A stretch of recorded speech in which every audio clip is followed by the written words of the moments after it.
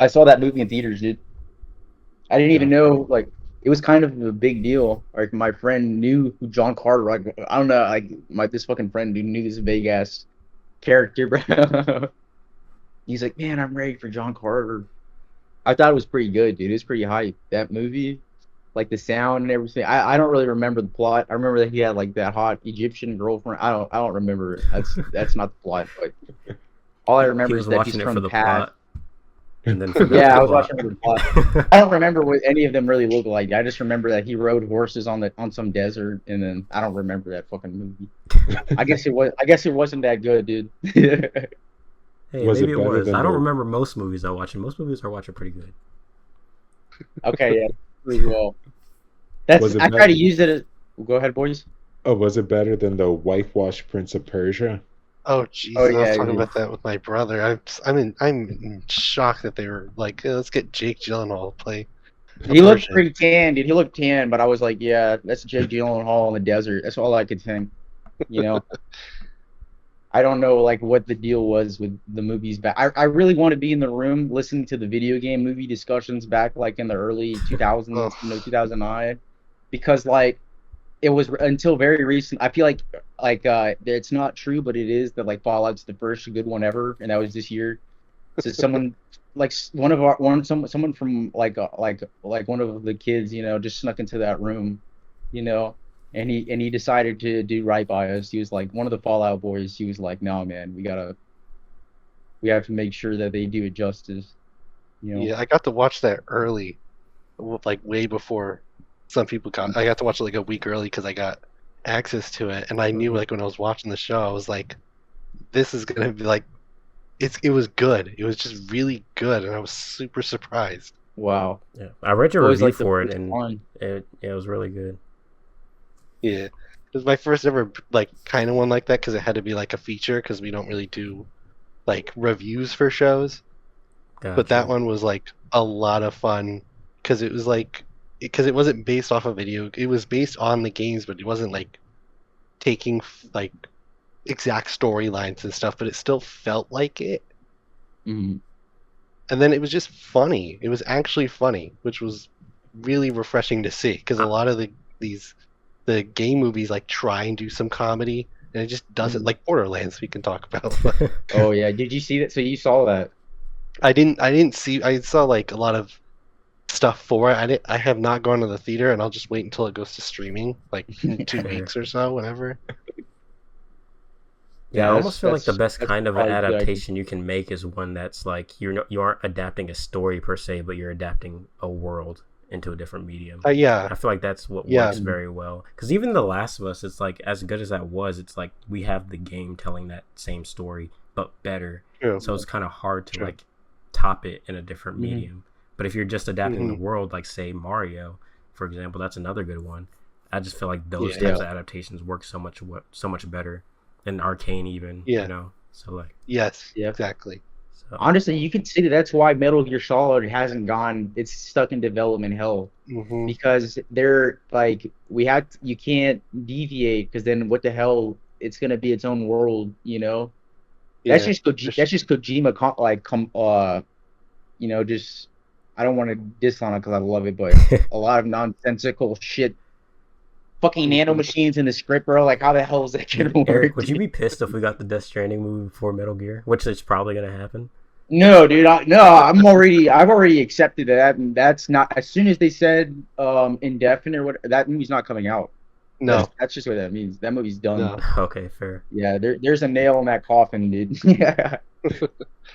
My That I've game. been I've been hearing this since Christian. You know how many names of Viggo Mortensen, bro? Like act like actor on actor. Wasn't Josh Oscar Isaac Brolin. in talks at one point? Oscar Isaac was, and then he Oscar Isaac quit. was Snake, dude. He's the He only was, actor that's ever officially been confirmed to be like cast. So that was big yeah. news. I was losing my shit a little bit, but it was when Christian Bale. There's a video you probably can't find it, but I saw it where they asked him about Snake, and he didn't want to talk. He's played Metal Gear. Like I feel like what? Christian Bale's a gamer. Oh, That's cool. I don't know if he is. I don't Oh, think he is, but okay. he said that he's aware of it and he's played it. But sometimes actors say, "Yeah, I'm a huge fan. I love, I fucking love Spider-Man, and please cast me, Marvel." That's how. True.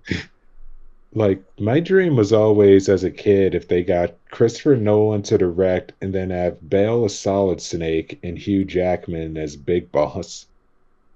I've seen Holy fan shit. images. I would just like it. I kind of like the idea of actors, different actors, but I would be like I feel like he has to look more similar to like an unknown actor, or just put makeup on Christian Bale. Like That's so Luther. I know how demanding that can be for that kind I of. Go yeah, ahead. I had watched. Did you have any of you guys seen Furiosa? Oh yeah. I haven't watched it The yet. guy Tom Burke, Oh for yeah. like split seconds of that, looked exactly like Solid Snake, and it was insane. I was like, oh my god, like it looks like Solid Snake, and that's like one person I'd be like, yep, like cast him if you're gonna do it, cast him in there. And like, if Wow. they even made a movie, it would have to be George Miller or David Lynch directing it Mhm. now. True. Yeah, or Kojima himself because he does that. Yeah. Oh my god! I just looked up the image. Just literally like a tattoo on his head. It looks like a bandana, dude. And they Hmm. did a side by side split of like Snake. Even Oh my Kojima god! was like, oh my god, like I want. He like saw and he was like, I think he's my Solid Snake. Is Like that I really remember the he guy? said, yeah, that's the guy. What was Is Kojima's he like Twitter review Rush? for that movie? He loves Mad Max. That was like one of his movies that got him into everything. Oh wow. He's a big George Miller fan, if I remember. I think his He's gonna be in words Death were, Stranding too. Yes, The that's right. guy, Yeah. the guy he wants is like some Italian guy, dude. That was like his main. But this is new information, so that's interesting. Some random guy, Luca Marinelli. That's who Kojima is still like. He said that he wants him for Snake. But I'm getting sidetracked by that. True. Yeah, we should probably get started. We have a lot to go Yeah. over from Gamescom. um, Michael and Christian too. Yes. Like, just to let you guys know, we tend to go on for a while. So if at any point like you guys need to like dip out, all good. Like that's totally Yeah. fine. But yeah, I already started recording, so we had a bit of a cold open there. But go ahead, get started with the intro. This is Real Time Podcast, episode 13. I'm joined, as always, by my good friends and fellow nerds, Eric and Boyce. And we've also got a couple extra people joining us today. We got Christian back. My boy Christian, how you been, man? I've been great, but I've been busy. Yeah, feel that. I was there for a minute, dipped out, but I'm back. So, All right. We also have special guests with us today, Michael Murphy. Michael, if you want to introduce yourself, talk about what type of games you like, and you know what you do, you totally can. The floor is yours. Yeah. Thank you. Yeah, my name's Michael Murphy. I'm a freelance writer for Hardcore Gamer. It's a gaming journalism site. I do a lot of news, guides, reviews, previews for different games. I do really like RPGs and like action adventure and narrative games. Some recent games I've played to kind of get you to know who I kind of am is like Shin Megami Tensei 5. I did Super Monkey Ball and Persona 3 Reload. And I also did get back into Control, which was really fun. But I love Control. yeah. Nice. Well, with that, we can get into what we've been up to. And Michael, since you were just talking about some recent games you were playing, you can go first. You can talk about games you've been playing, stuff you've been watching or reading in the world of video games, or just any personal projects you've been working on. So yeah. Yeah.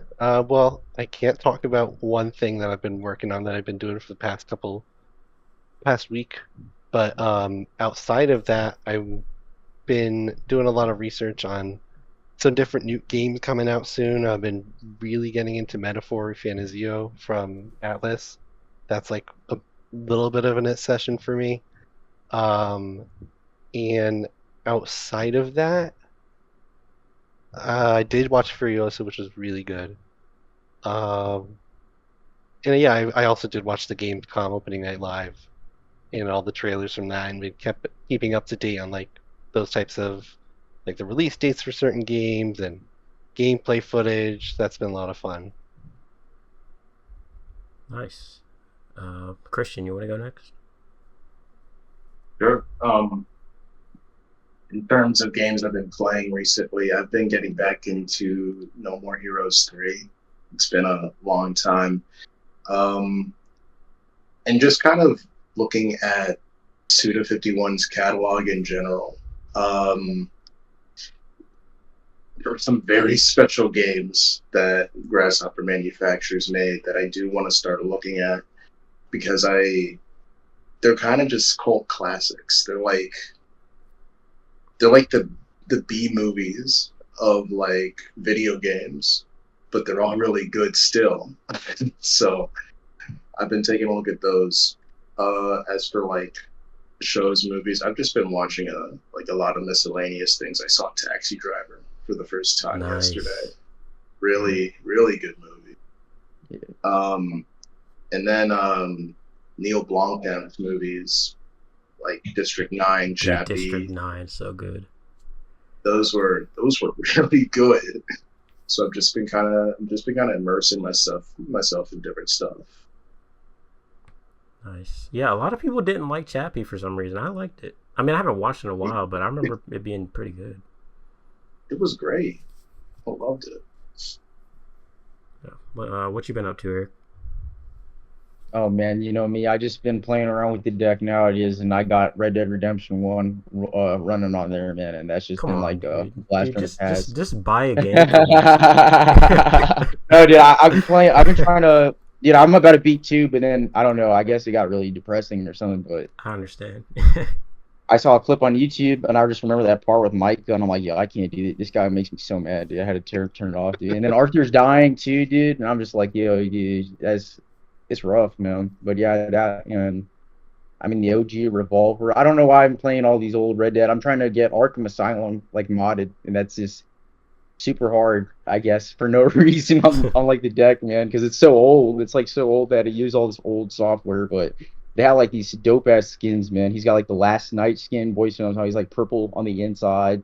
He's got like the yellow outlining, but I mean, dude, I'm about to jump way off board, but a certain something got me in the Batman mood, and that's all I'll say for now.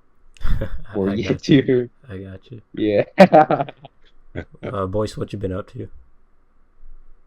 In terms of games, I've still Metal Gear Solid 2 progressing as Raiden, and he's honestly a great character. I mean, I played MGS4 first, where he was more of a supporting character there, but he's a really good protagonist. Kind of gives me Blade Runner 2049 vibes. Wow. And I've also been playing Wolfenstein: The New Order, replaying it. Yeah, just to prep for Indiana Jones. And today, because my birthday is coming up in a few days, I treated myself to Alien Isolation on Switch. And on Switch, honestly, I like it. Yeah. And it still plays as well as it does on console. It's just even better because it's in my hands. I have the headphones on, and it feels just that more tense. And aside from games, I saw Alien Romulus earlier this past week, which kind of brought my interest back into Isolation.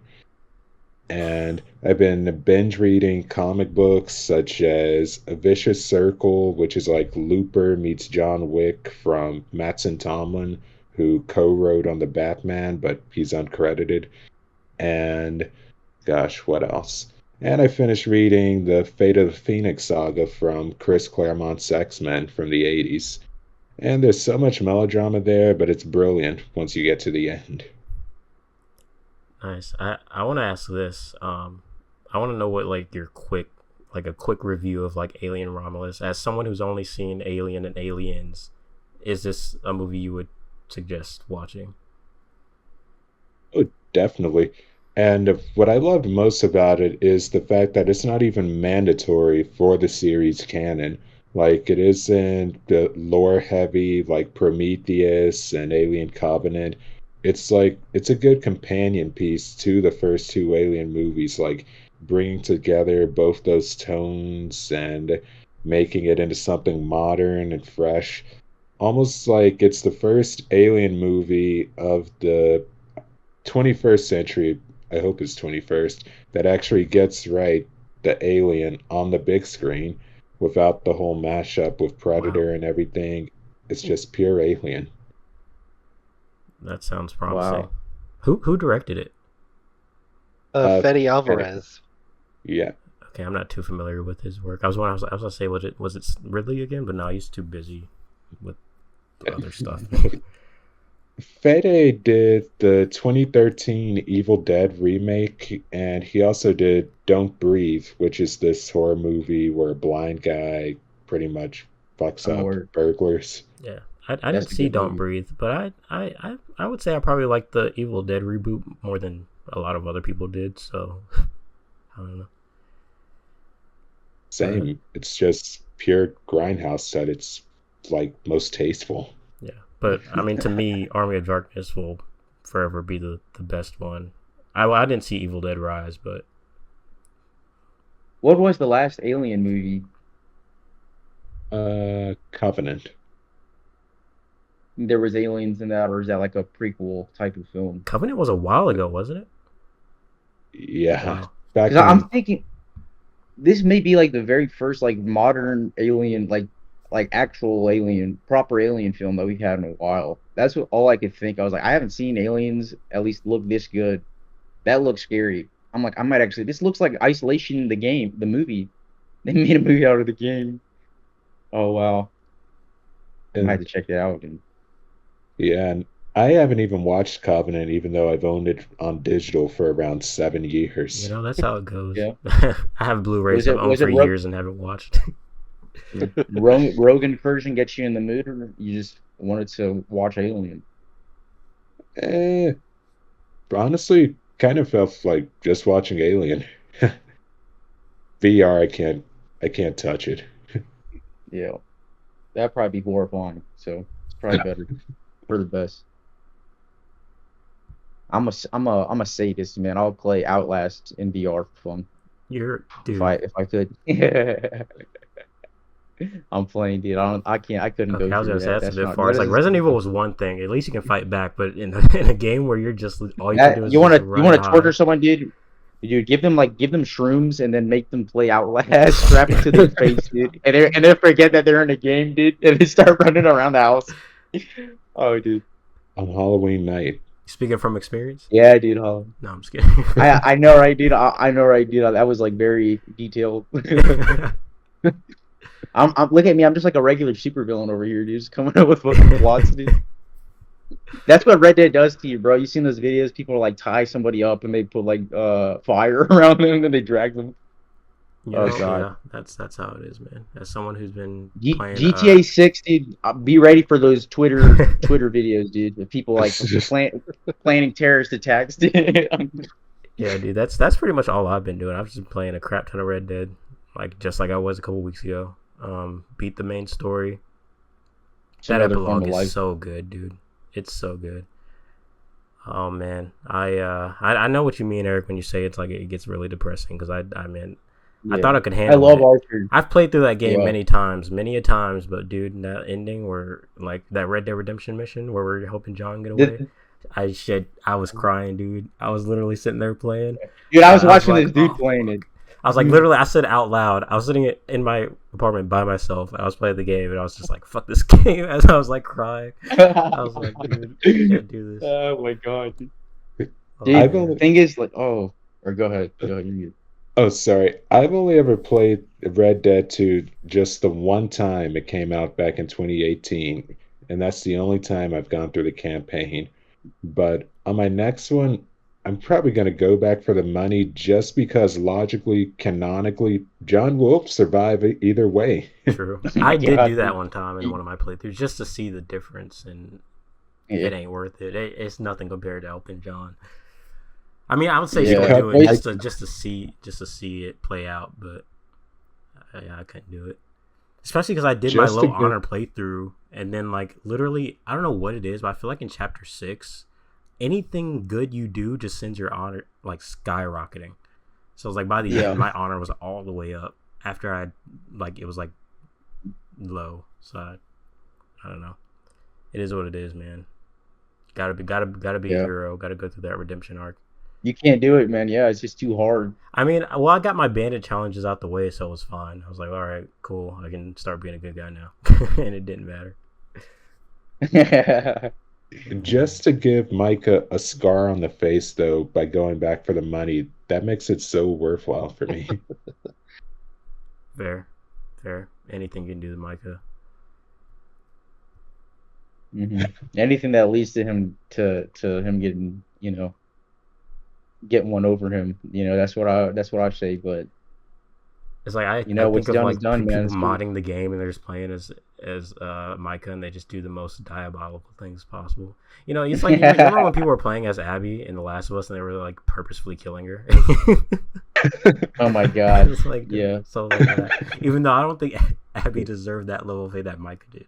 Not even comparable. Yeah. No, dude. But Micah's the worst, dude. He's degenerate. Dude, the way that he's able to... What really made me feel so is when... I saw it on YouTube, right? And... Because I'm playing, but I don't know. I was just curious. And the way that he's so able to stick to his lie, even when you're calling him out, he's just like... No wonder he got along with Dutch so well. I'm not the rat. He's like, he really believes in himself. Like, dude, this guy's a fucking... He's lying so, like, effectively, dude. It's like the word. Oh, it pissed me off so much because it's him, but he's like, I don't know, man. It's making it hard to believe that he's lying because he's in Dutch. Deep down, Dutch is just gonna feed his ego. There's one brilliant part where he's the thing that I don't know if you guys caught on, but like he intentionally calls Arthur his son. I'm like, isn't he only like 8 years older? He's not really like his dad, and it's fucking weird. But there's like he's climbing a ladder, and he's like, don't worry, son. And I'm like, bro, that felt so manipulative, dude. It felt so wrong. Yeah, how much and it was older like, is that's Dutch why actually? Because it always gave Dutch was sort of a father figure, but I don't. That is an interesting question to bring up. It feels like he intentionally. It's literally like 8 years, and it may be true, but you can't help but point out that some of that is intentional on his part to keep control, because that's how he is, man.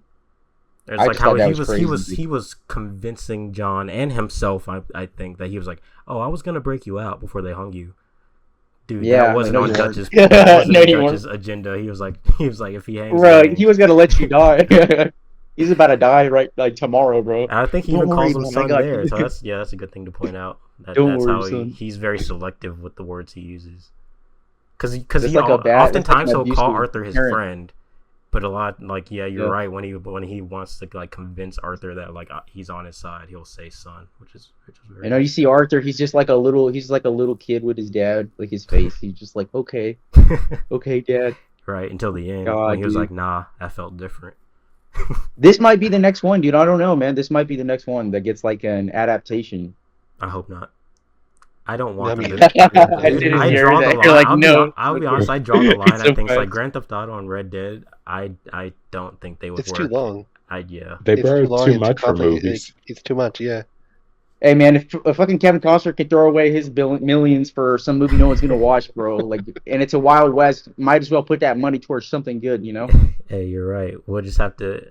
I don't know. I'll be very particular. I would tear that movie or show apart if it came out. I'll be like, hey, you did this wrong. You did this wrong. You thought Last of Us was critical, bro? I dare you. Mess with Red Dead, bro. Mess with Red Dead. Exactly. Never hear the end. Hey, I don't know, man.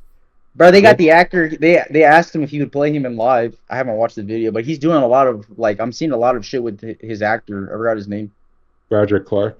Yeah, he's all over my thumbnails. Yeah, I've been seeing him a lot too. I don't know what's going on with that. But these videos are recent. They're not like, oh, this was 5 years ago. We're seeing a resurgence. But I mean, yeah, we're seeing a resurgence, man. Maybe the algorithm. No, that's fucking crazy, man. Oh yeah, maybe we've been talking about it a lot, so maybe it just knows. But we've been playing we into existence, bro. We fucking what's it called? We self-actualize, or some shit. Manifest. We manifest that shit. Yeah, we're gonna manifest Red Dead 3 in 2028, man. 2031. Let's go. We'll see. 2031 sounds more realistic. Dude. Fallout 5 and Red Dead 2. You know what? We'll get Elder Scrolls 6 that year also. I think it'll be the next year. Don't worry. We have a Valve, guys. We're okay. We don't need that. All right, yeah. Honestly, dude, who still likes Todd? Who's still defending Todd Howard? Raise your Who? hand. I'm not gonna raise my hand. Who's Todd Howard? Or The what's his name? the Bethesda Bethesda guy. It's been a steady decline for me, man, since Fallout 4. I'm not gonna lie. I like the gameplay, but I really like New Vegas. Obsidian. Yeah, I don't know, man. The Outer Worlds is kind of bland, man. It's just not really, the story's not grabbing me, and I'm like, this guy wrote, or they're behind New Vegas, or at least that one guy is, and he made Pentiment, and I didn't even know that. And I tried playing that, and it's kind of interesting, but not right now. Now it's not the time. Yeah, I mean, hey, if you want to go in on Bethesda a little bit more later on, we got Starfield on this list of things to talk about. So, Okay. but yeah, since we've all caught up, let's get started and talk about Gamescom. What I have on here is the list from pretty much just not even everything, just some of the things from Gamescom Opening Night Live. I'm on a GameSpot article now that goes through some of like the highlights. So I'll go through this. What I'm gonna do is go through one by one, and I'll read the little description they have. We can talk about it if you guys have anything to say, and then after that we'll move on to the next one. And then since like I said, this isn't everything. Obviously, there was a lot coming out of Gamescom. If there's anything that we don't talk about on this list that you guys want to talk about or bring up, then feel free to throw it out there. But for now, we're going to get started with Inzoi, which is, some are calling this like a Sims competitor. But yeah, I'm going to read the thing here. It has been a hot minute since Inzoi, Krafton's take on The Sims, has been in the spotlight. But Gamescom Opening Night Live had a fresh trailer for the upcoming life simulation game. While Inzoi doesn't have a release date yet, anyone interested in the game can check out its impressive character creator toolset on Steam from August 21st through August 26th, which I believe my girlfriend actually downloaded that and checked it out because she's a huge Sims player. But she said she didn't seem super impressed by it. But I mean, I have no idea. I saw the trailer, the gameplay overview, and I thought it looked pretty interesting. I mean, I don't really play Sims, but it looked basically like Sims 4, but like photorealistic and like a little bit more in depth, which seems interesting to me. Like I said, I probably wouldn't get into it. Just those life simulator type games aren't really my thing. But what do you guys think of this? I mean, yeah, I like it being photorealistic. It's nice for a change. I'm more curious to see if there's like a story mode.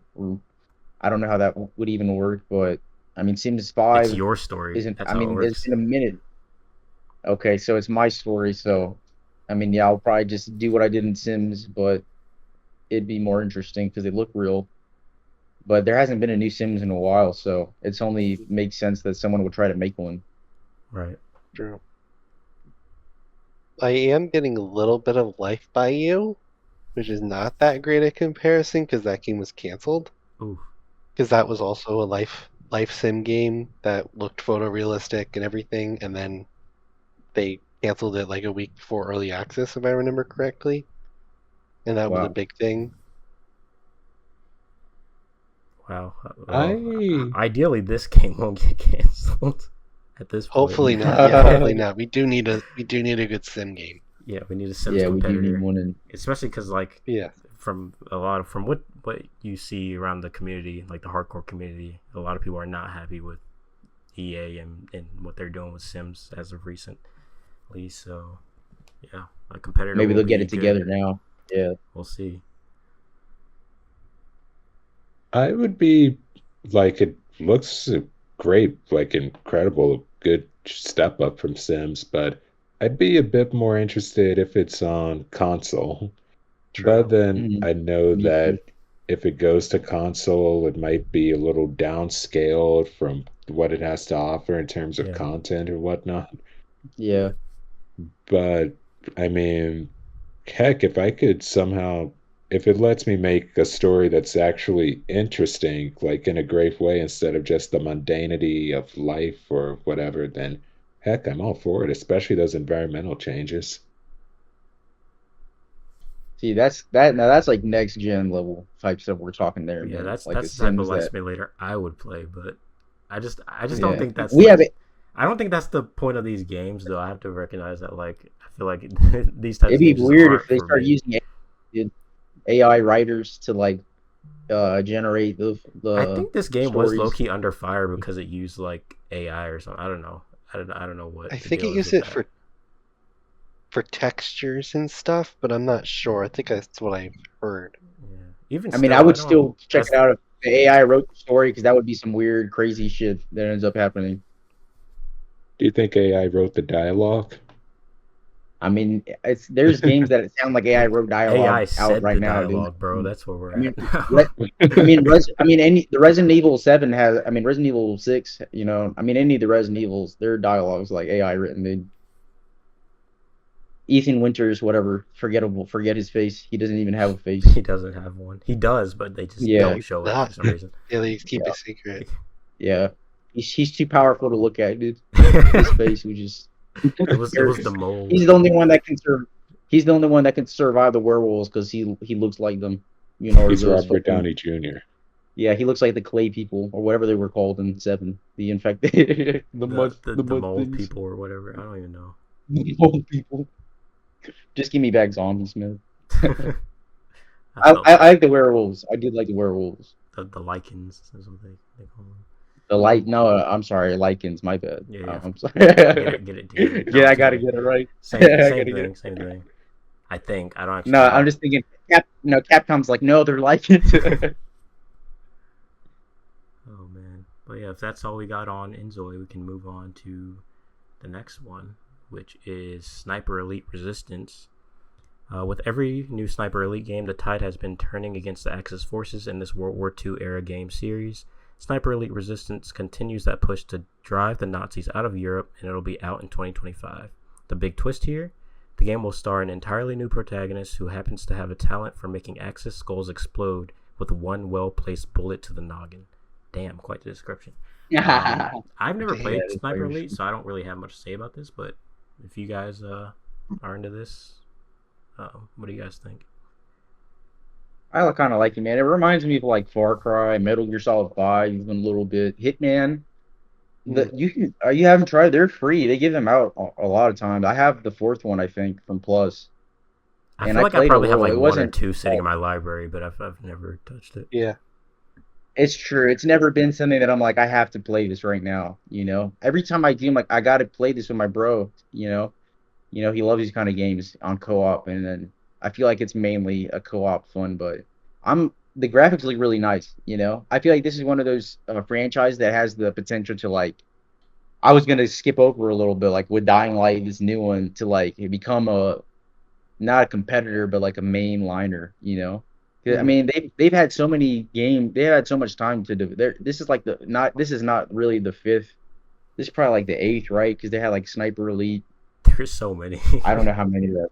Yeah, There's I so think there's many. like 7 or 8. Yeah. They have to be really good. They have to by now, man. There's too many of them. I tried Sniper Elite 3 years ago, but the thing is, because of the whole sandbox environment, I feel like I kept messing up. Like, it was easy for me to get caught and end up in a shootout where I had to resort to a pistol or a Yeah. machine gun. But, Eric, this is my endorsement to you on why you should play. You get to shoot Hitler in the balls. I've seen that. I've seen that on That was the YouTube. main draw, Me I too. believe. Like they were always Yeah. like, "Yep, you can do it." Well, fair. Dude, yeah. no, I'm pretty sure that the demo. I played the demo. You can kill Hitler in the demo, dude. Are you For the kidding me? PS3. They were really I'm trying to killing push that, Hitler. huh? Yeah, I'm into that, man. And it's gruesome. So you seen the slow mo? It's like shows the X-ray, and it's like a Mortal Kombat X-ray. You know, Yeah. you I, just like, I see think their I bones think shattering. the last thing I remember watching from a Sniper Elite game, I feel like it was like Sniper Elite 3 maybe. It was a long time ago. Cuz I remember watching, I was like, I don't know what this game is. And I remember like watching like somebody play it on YouTube. And I remember that being like one of the main things I remember is like how gruesome it was. But yeah, never But really it's kind picked of them up like it's kind myself. of But yeah. And it's a better sniper game series than Sniper Warrior. And that's like the Oh first yeah, I know you're talking person. about the Call of Yeah. Duty one. Yeah, and they Yeah. haven't stopped making those either, have they? Nope. They're like Steven Seagal flicks. That's the best way to describe those. oh man, but yeah. But I think it is the best way. Anything else on Sniper Elite? I mean, we'll have to wait and see, man. All right. We don't know if it's up there with GTA yet. I doubt it. Yeah. Now this is the one that might get you guys talking. Borderlands 4. All right. We got our first look at Borderlands 4 during opening night live with a brand new cinematic trailer, teasing ripping dimensions, a planet scarred by veins of iridium, and a mysterious robotic hand reaching for the signature mask of a Pandorian bandit.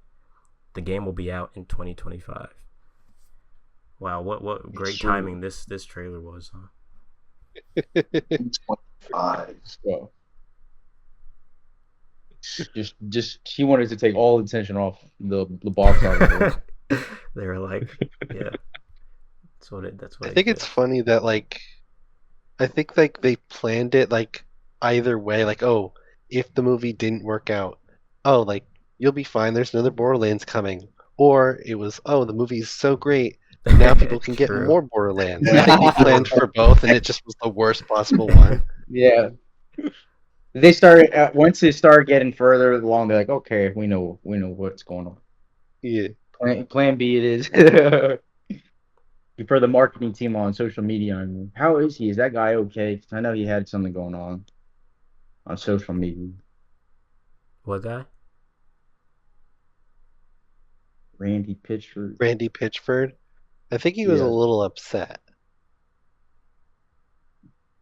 Join me at PAX West. You'll find us in the main theater. That was 3 days ago. Okay, so he hasn't posted anything since. Just looking to see if there's any interesting updates. But I mean, I think Borderlands. Go ahead. Oh, I think it was either him or like someone who was a part of it was like, oh, if you turn your brain off, the movie's great. That's always something I want to hear walking into the theater. You know, Batman Part 2. Hey man, if you just try not to think too much about the plot, it's a good I movie. also I'm hate that's like not when a people good are like, thing to hear. oh, in order to enjoy this thing, you have to turn your brain off. Like, no, the point. I of, waited like, 5 the years point for of this consuming film. media is to keep your brain on and like really take it in, and how like It's supposed to engage you.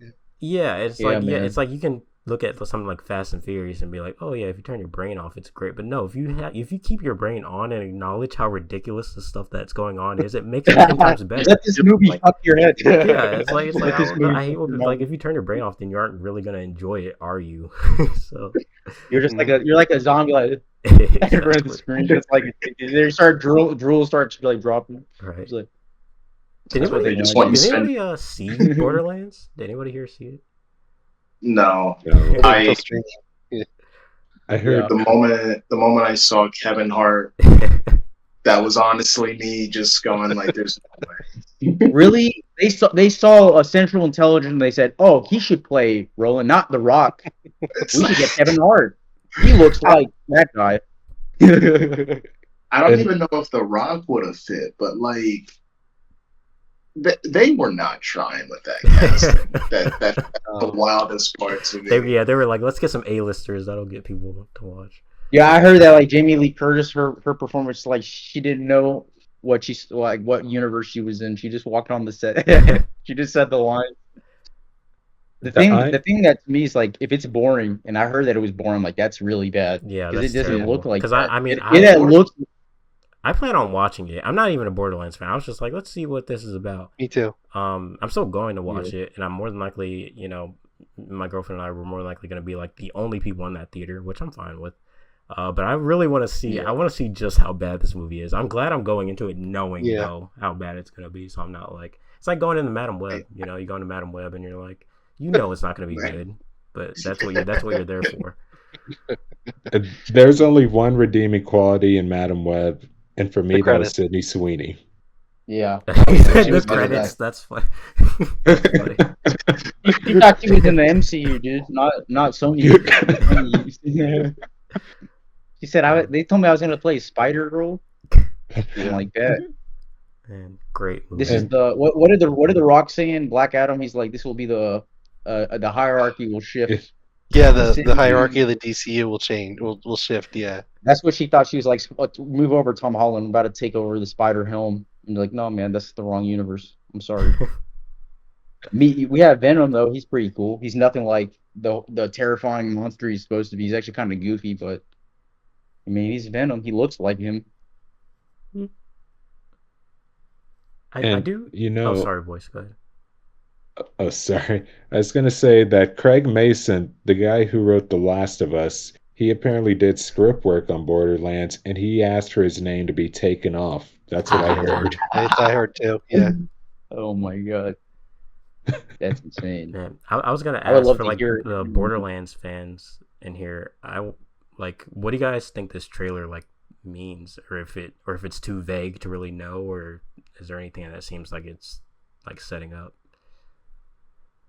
I tapped out a little bit since pre-sequel. I'm not gonna lie, but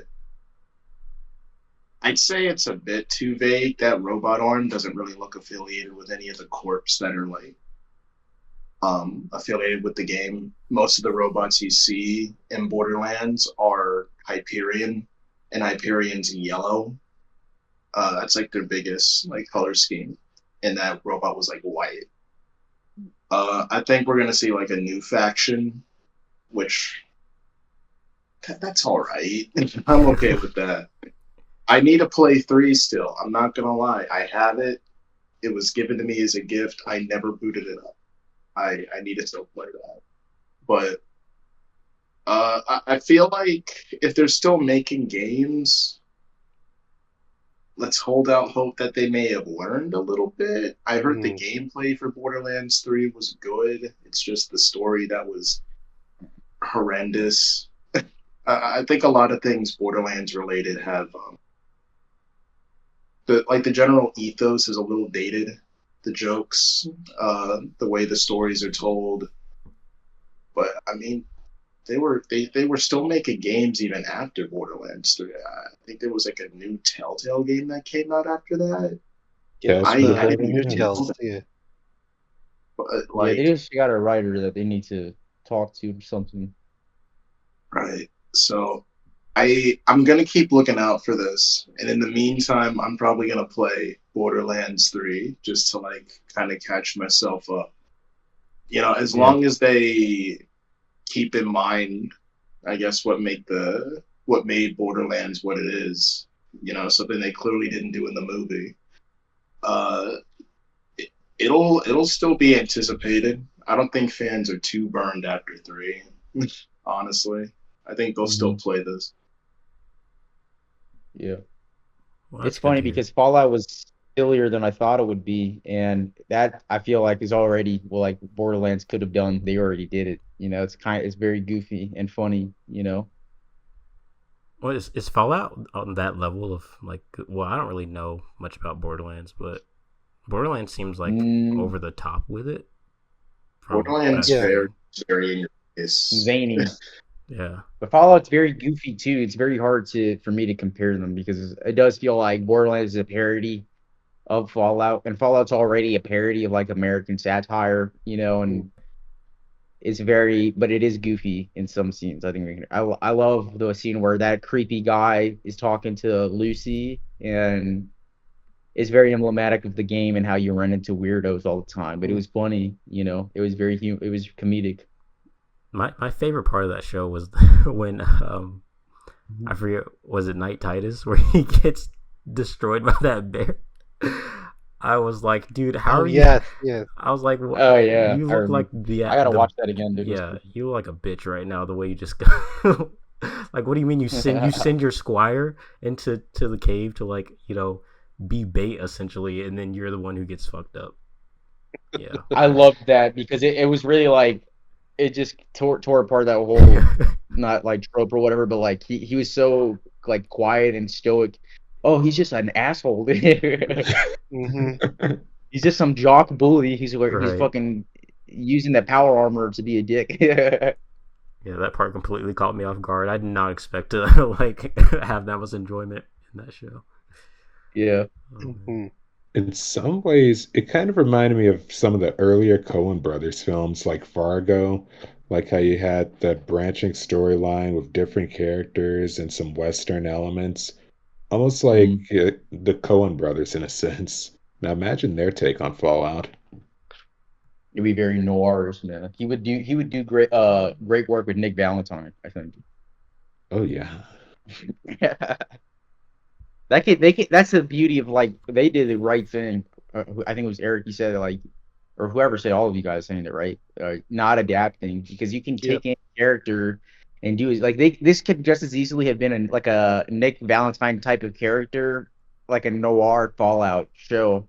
When we were just in the wasteland, that sounds cool as shit to me too. You know, he like interviews ghouls and shit, and like, yo man, who killed that super mutant man? That was a hate crime or whatever the fuck, dude. That's what they're doing with fucking Spider-Man, right? With fucking Nick Cage, the Spider on the Yeah. water. Oh yeah, that's Is it right. real that's even happening? I can see this being a Fallout. I mean, this is obviously its own universe, but easily Fallout spin-off shows, you know, in the way future. Yeah, I definitely like it, with the success of that. I wouldn't be surprised if they build off of it. Hopefully, NCR Rangers, bro. season 2 Do it. doesn't like drop the ball. That would suck. Mm-hmm. Why would you say that, Eric? What the hell's wrong with you, man? Dude, don't put that shit in the air, bro. Look, I don't know. I'm set It's up a man no- when Damn it it, comes to dude. TV, man. You can't, good things don't. Bro, last. they just teased New Vegas in the NCR, bro. You cannot be putting this out. It's a Nolan writing. It's got to be good. Yeah, Okay, dude, it has to be good, bro. They haven't. It's not the main one, but it's still a good one, you know. Okay, I'll take it. I mean, The Yeah. Boys season 4 though. Yeah. Yeah, that's good. We That's don't need fine. to talk too much. Yeah. Yeah. He's like, Eric is like, don't get me started. This first two, like, if seasons 3 and 4, they're like 50-50 with me, you know. Hmm. But it has been a decline with that show, I feel we can say. See what I mean? Yeah. That season was setting stuff up though. You know, Mm-hmm. this is kind of like the year of the setups with like the major like Yeah. superhero shows. Both Yeah. this one, The Boys, and Invincible. I know what happened in the Invincible comic, and I know what happened in the Boys comic. They're obviously doing a major departure from the comic and the Boys, while they're staying pretty faithful with Invincible. Mm-hmm. The next seasons of those shows are going to be pretty insane. I'm hyped as fuck for both of them, man. I'm really hyped for Invincible, though, at this point. Oh man, Invincible's Yeah. gonna be Yeah, that is Invincible's just gonna be wild. another level, dude. That show is just... That's how you do an adaptation, man. Oh yeah, They don't change like the trajectories the same for everyone. You know where they're gonna end up. I feel, and you just don't know how, because you're like, oh, that's... I haven't spoiled myself like that, but I look back on what I have watched, and I've read some of the issues, and all the changes for the most part have been great. Like they made him a lot deeper. Omni-Man's not even as deep in the comic, man. yeah. This They did a pretty good job with him. I can't say much because it's I know you can't, man, but what's up with that black and blue suit, dude? Because that shit looks fire, bro. Don't say it's a spoiler. Okay, Everyone like, says that it's a spoiler. People say that's a spoiler in itself.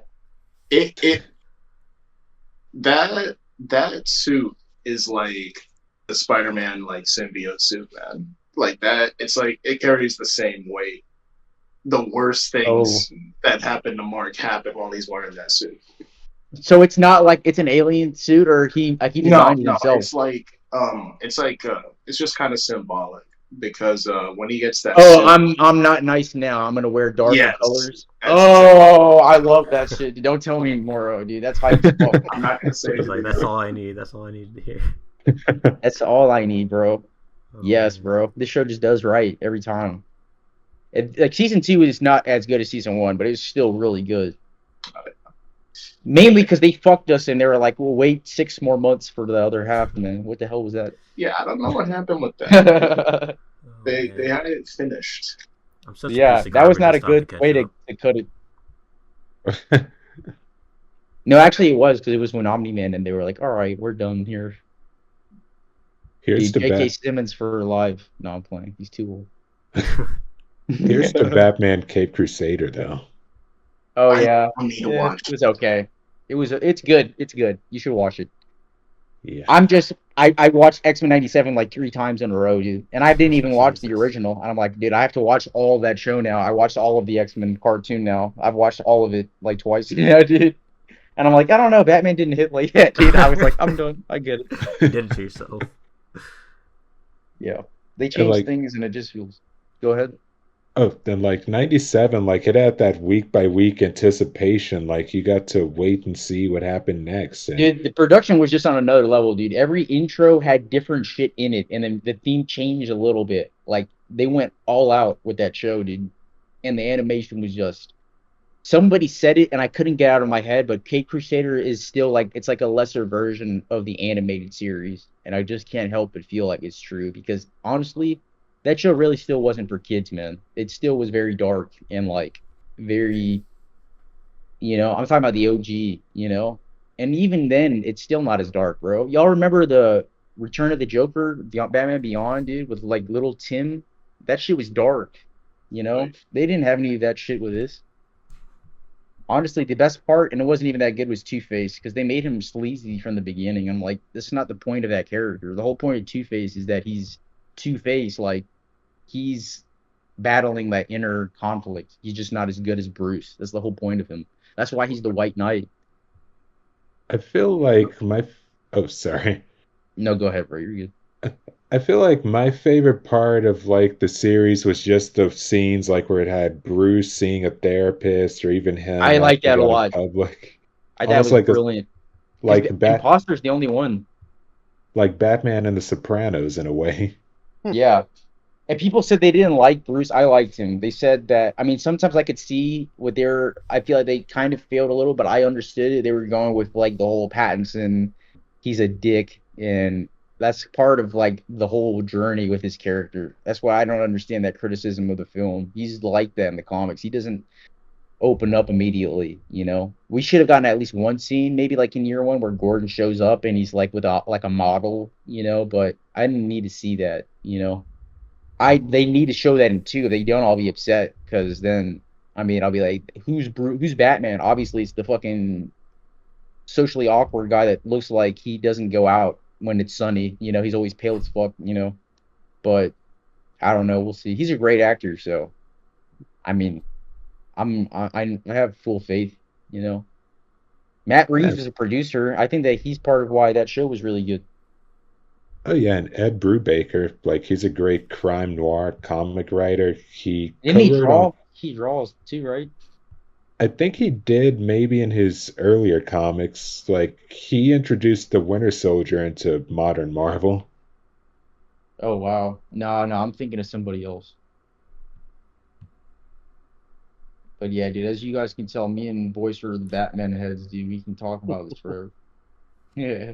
I think I told you this, Eric, in episode 9. I think it was like, we talk about Uncharted every episode. I think Batman might be up Yeah, there. dude, To be honest Uncharted, with you. I think Batman comes up and it's every fantastic. single episode.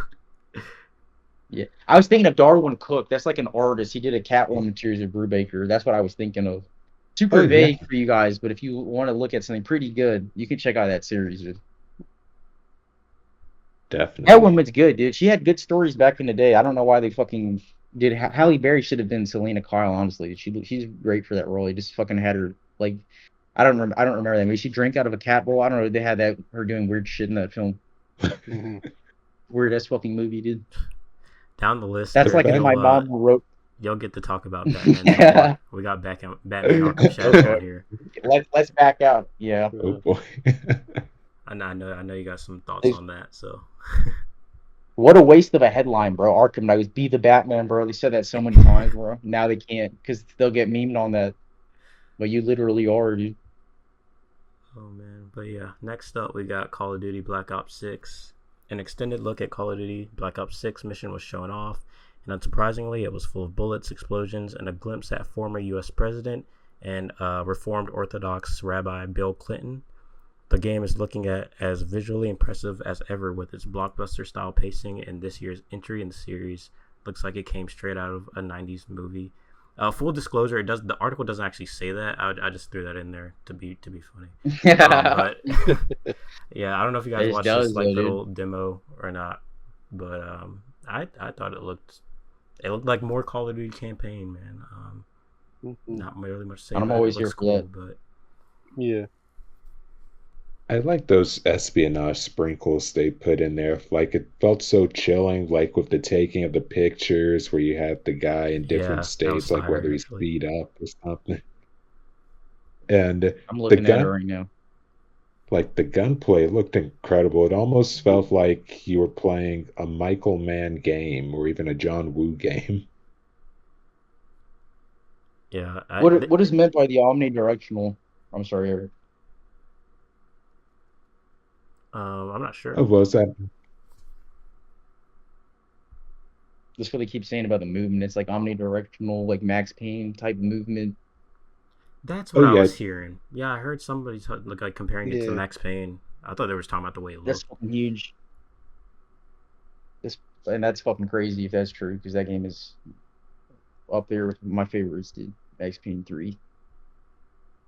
It looks like Mission Impossible, though, in a game, which is dope. And when you said that, they should put that more in the marketing, because that would definitely be a seller for me, like a 90s homage to Michael Bay, Michael Mann, Heat. This honestly reminds me of Heat, dude. And this is like that era. That would be perfect. Yeah, you can tell they're trying to like pay homage to the 90s action. Like, I'm trying to get this day one, because you guys know me. I'm shamelessly low-key, or not even low-key, like a Call of Duty head. I got Modern Warfare 3, fucking pre-order that shit, shamelessly, dude. You pre-ordered a Call of Duty? Just so I could play that multiplayer. Yeah, dude, I just wanted to play that multiplayer. And I had the most characters of anybody.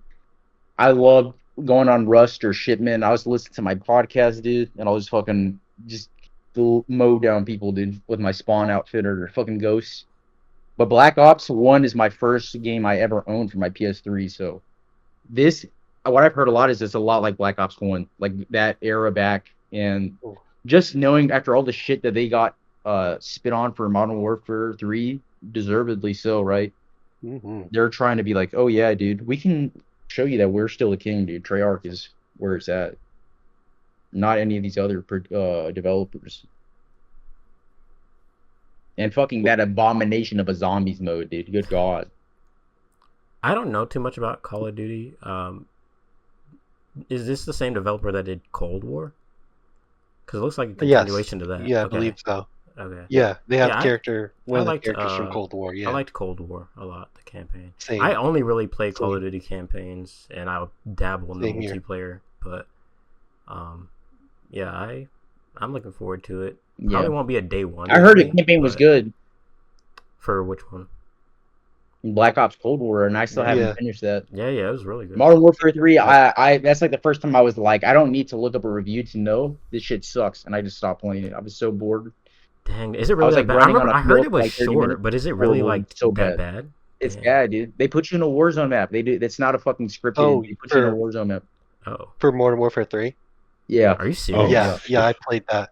Yeah, the first mission is like normal. It was cool, and then it's like, okay, why the fuck am I running around Verdansk or whatever, dude? Yep. Yeah, a lot of the campaign missions were Warzone maps, and it was kind of fun, but at the same time, because the gunplay was fun. That was one of my big things. Like, gunplay, Call of Duty's gunplay is great, but it was just like they just dropped you in a map that was already done, and they just sloppily kind of put it together, and then the story just was there, and then it took some really, really weird turns, like controversial for me at least. But like, like Soap, like what they just fucking killed Soap, dude. They just murdered him. They killed him like a fucking. They treated him like a side character, dude. Like not even fucking important. And he gets shot. Wow, I was shocked. I was shocked because usually that happens in the original, but like the way they do it here was like he was there and then gone the next, and it was like, oh, Okay, yeah, because I don't know. okay. I didn't play the original Modern Warfares, but I really enjoyed the Dude, they reboots. pour like we're like, great. you want to say he lived? Dude, they pour his ashes out, dude. They're like, no, dude, so didn't survive. Damn. Yeah, Really that was good. the ending. That was the ending. It was like, oh yeah, he's dead, and then boom, and then it was the end. It like Makarov still lived. Like it felt Yeah. like an intermission Yeah, in the worst way possible. Do you think they're like splitting it up they were into expecting multiple more. games?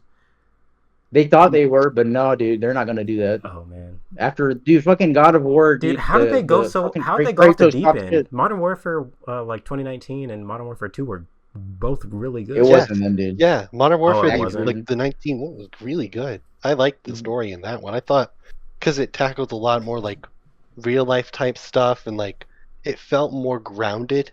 Especially that this was after like the Infinite Warfare and Advanced Warfare. It was nice to have that grounded one, but it just sucked that like 3 just kind of messed up. Like it just didn't feel complete, I guess. Yeah, honestly, 2 wasn't even all that good either. The I didn't campaign even play itself. 2. Okay, It was like 2, Michael 2 was Bay. great. 2, I really liked I it. Nah. one Dude, mission. Modern Warfare I 1 liked was too. realistic, dude. That was like scary. 2 felt like, okay, we're in the cartel. That's cool, but now it's like Michael Bay. It's kind of the first one didn't feel like that, but now Black Ops 6, I don't think it looks like over the top still. I hope it's still, if it is, that's still, it can be a good version of that. I thought Black Ops 1 was a very good version of like the Hollywood kind of film, you know. So I still think it's good. Mason's not going to be in it, which I think that's fine because I think in the storyline he leaves anyways at this time. I think that's really cool. I didn't realize that. I thought it was like a reboot. Like, oh no, Black Ops 2 still happens. It was like in between that. So I hope that he stays dead. That sounds bad, but I like that ending. I thought it was so stupid where the ending where you shoot his foot. I'm like, what the hell is this, dude? You're aiming for the head.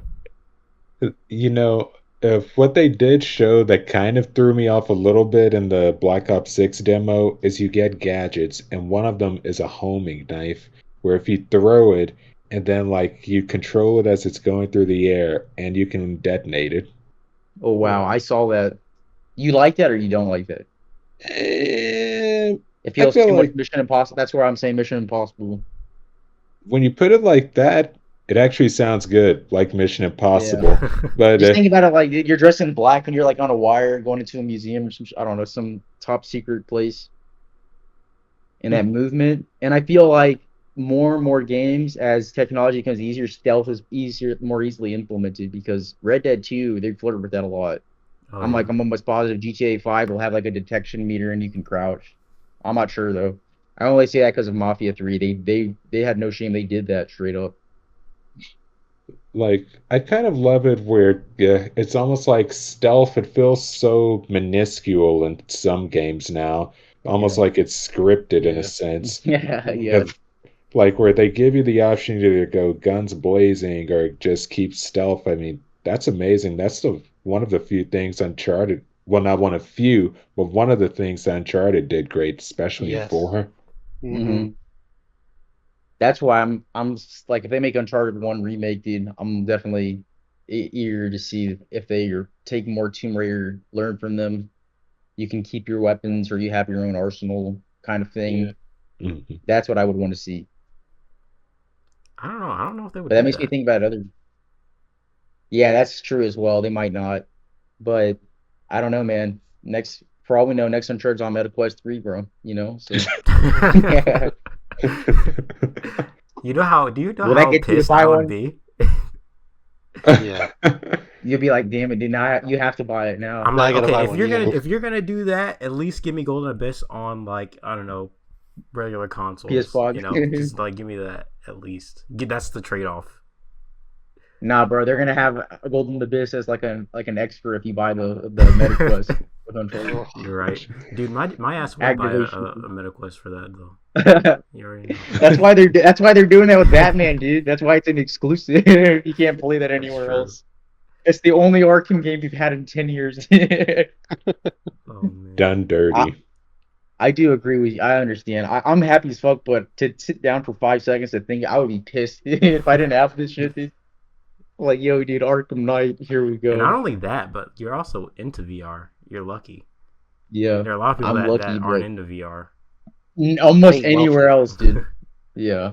People are like that are on the gameplay vid, they're hyped as fuck, but everywhere else is still like, why can't I get a spin-off version of this on the consoles, man?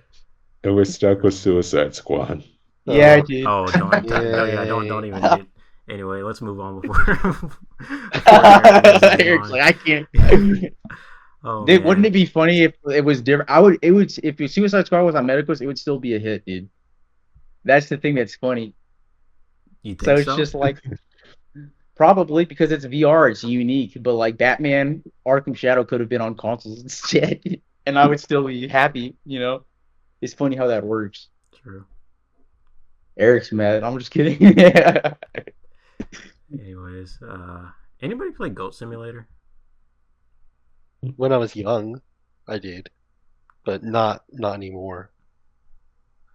I don't think I ever played it, if I'm being honest. Michael, you hyped for this remaster? I don't know because I feel like with the Goat Simulator, it was funny at the time when it was made because it was like just like, oh, you get to play as a goat and like there's so many like fun references and stuff. But like they've done a lot of them since. Like they did two, and then they did four because they skipped three because it's funny, I guess. And then there were like a lot of like DLCs and stuff like that. And for them to do a remaster, it's cool, but I don't think the novelty's in it anymore. Like you think this was just Personally, like but a little safety net? They were just like, yeah, we can do this. People like to Goat yeah, Simulator, right? yeah, because I feel like it's like, oh, if people do go and play it, like they'll enjoy it and like it'll get back to it. But like it's then if it doesn't do it, like oh, it's there for people if they want to play it. But who knows? You know, it could be really, really fun or bring back that kind of joy that people did have when they played the original. But it's too soon to tell. Yeah. Yeah, I've never really cared for Goat Simulator. I thought the trailer was great, but Yeah, I thought the trailer was pretty fun. yeah, I mean, I'm looking. It's not I really just my looked type at it of right thing. now. Yeah. It just looks like a like GTA, like Insanity or that. Pretty What's much that like game a called? sandbox, Aliens? but you're like a goat. You're just Yeah. causing chaos. I don't know. Let's wait and see. Persona 3 Reload. Yeah, Persona 3's episode Aegis DLC is almost here, and a big surprise, publisher Atlas announced that Persona 5's Joker will appear in the DLC. Just don't expect to be teaming up with the Phantom Thief, as he'll be popping up as a powerful enemy. Yeah, Michael, I know you said you were a Persona guy. I am. But yeah, what do you think of this? I honestly think it's pretty fun. I think one of the big things with Persona 3 that was like a big criticism was the expansion pass, and that you know they had episode Aigis kind of ready, but then they kept it and they did it as an expansion pass. But I think and like the other thing with the expansion pass was it was just like oh extra songs and like costumes, and there wasn't really too much of novelty there. But I think with episode Aigis, it's really kind of turning out to be a pretty good thing and like a reason to get it. And on top of that, with Joker being a part of it, I think is really, really fun because they did that with Royal, I think, because they added stuff for Royal, and then you can battle against Persona 4 and Persona 3's protagonists, and those were like some of the hardest battles. So I think they're going to do something with this. It's just how they're going to integrate it. But I am very excited for Aigis, for episode Aigis, because I have not played Persona 3 Fez, which is where the answer is from. So I'm very excited to see how it's done, and especially with the new graphics, because Persona 3 looks great and it plays great. But I'm curious to see how they'll translate it and if it will be as good or make the full game even better.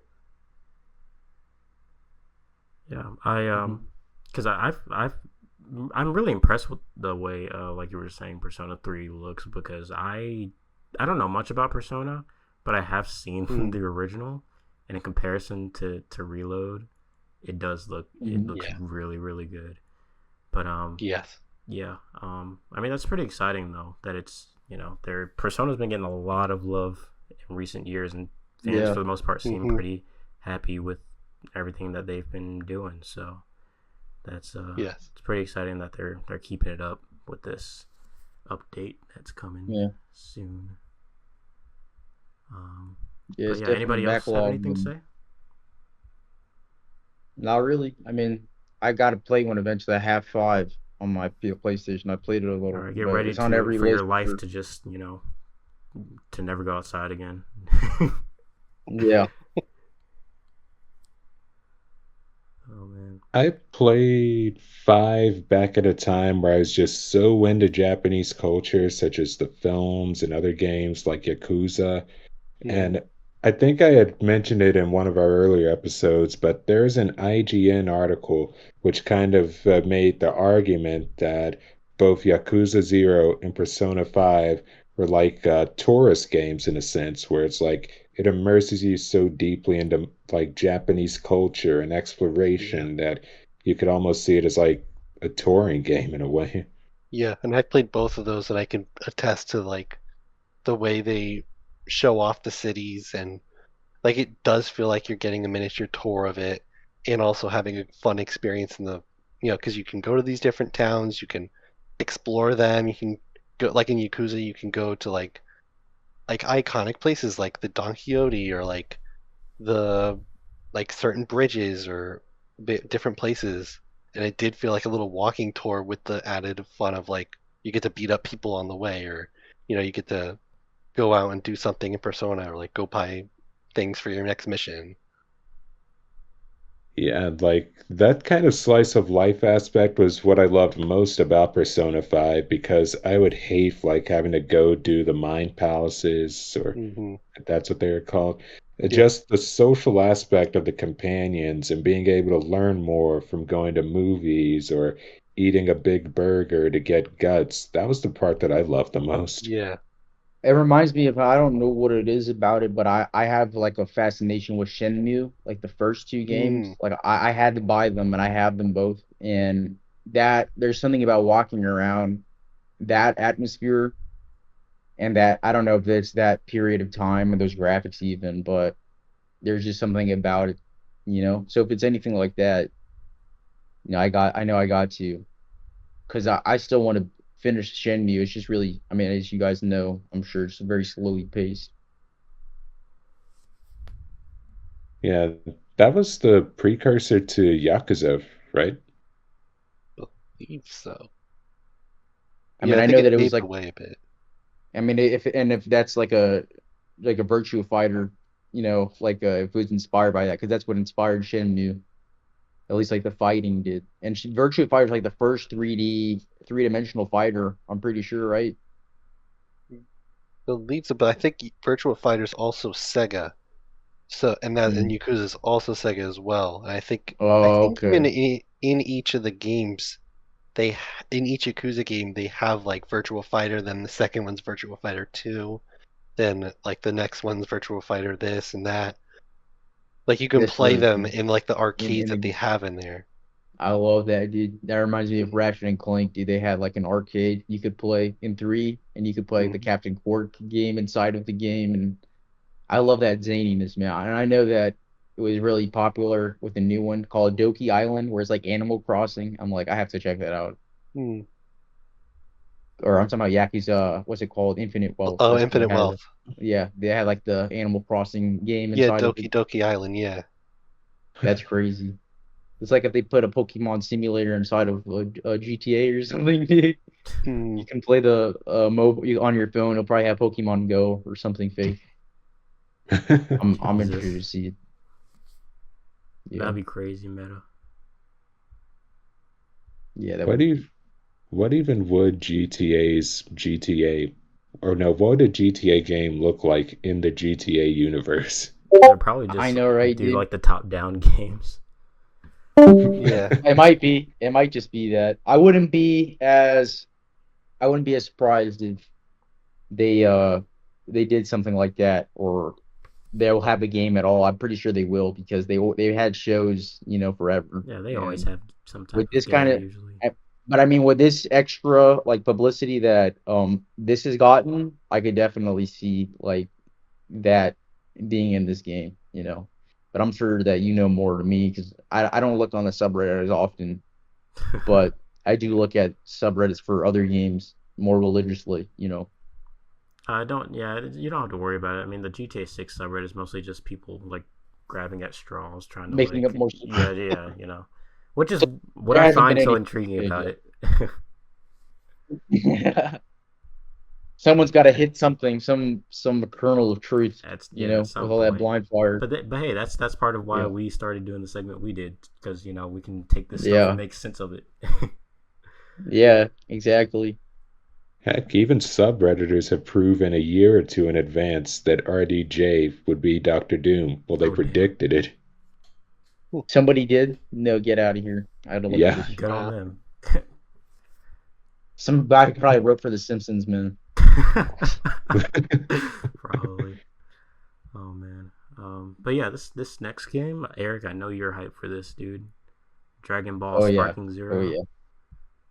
I just looked it up, and I don't even really need to look at it anymore. I'm sold. That's a day one. There's a lot of day one, you know, contradict like I'm just gonna eat my own words about. I mean, I never really said I would ever do what you did. That's crazy talk, bro. Fuck out of here, What? that You're the backlog shit. backlog? Fucking game comes out, yeah, dude. If a game comes out and it's fucking like I gotta play this shit, I'm not fucking waiting. Do you think I'm fucking waiting on Arkham Shadows, dude? That shit's gonna be in my hands before it's even really like Listen. There are been some games told. that it's gonna be hard for, dude. Astrobot, Dude, Epic Tenkaichi 3 Mickey, came out in like 2007, bro. It's been like 20 years, literally.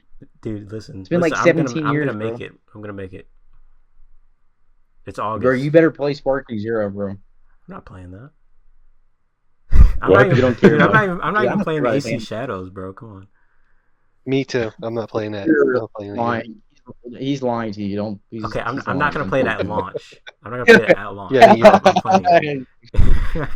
I would be shocked, Okay, for Michael, especially since if it comes you out with like a I should 9. give Michael some context. I have okay, so basically this year, 2024, I've sworn that it's the year of the backlog where I'm not buying or playing any new releases. I'm just catching up on old games, and I've been Oh, doing it gee. so far this year. I haven't bought any new games, and there's some where Everything's I'm like, ass. there's somewhere I'm like, I kind of want this game, but like I'm not gonna do These it. next 2 months are going to be very hard for you. These next two Yeah, months are going to be really hard.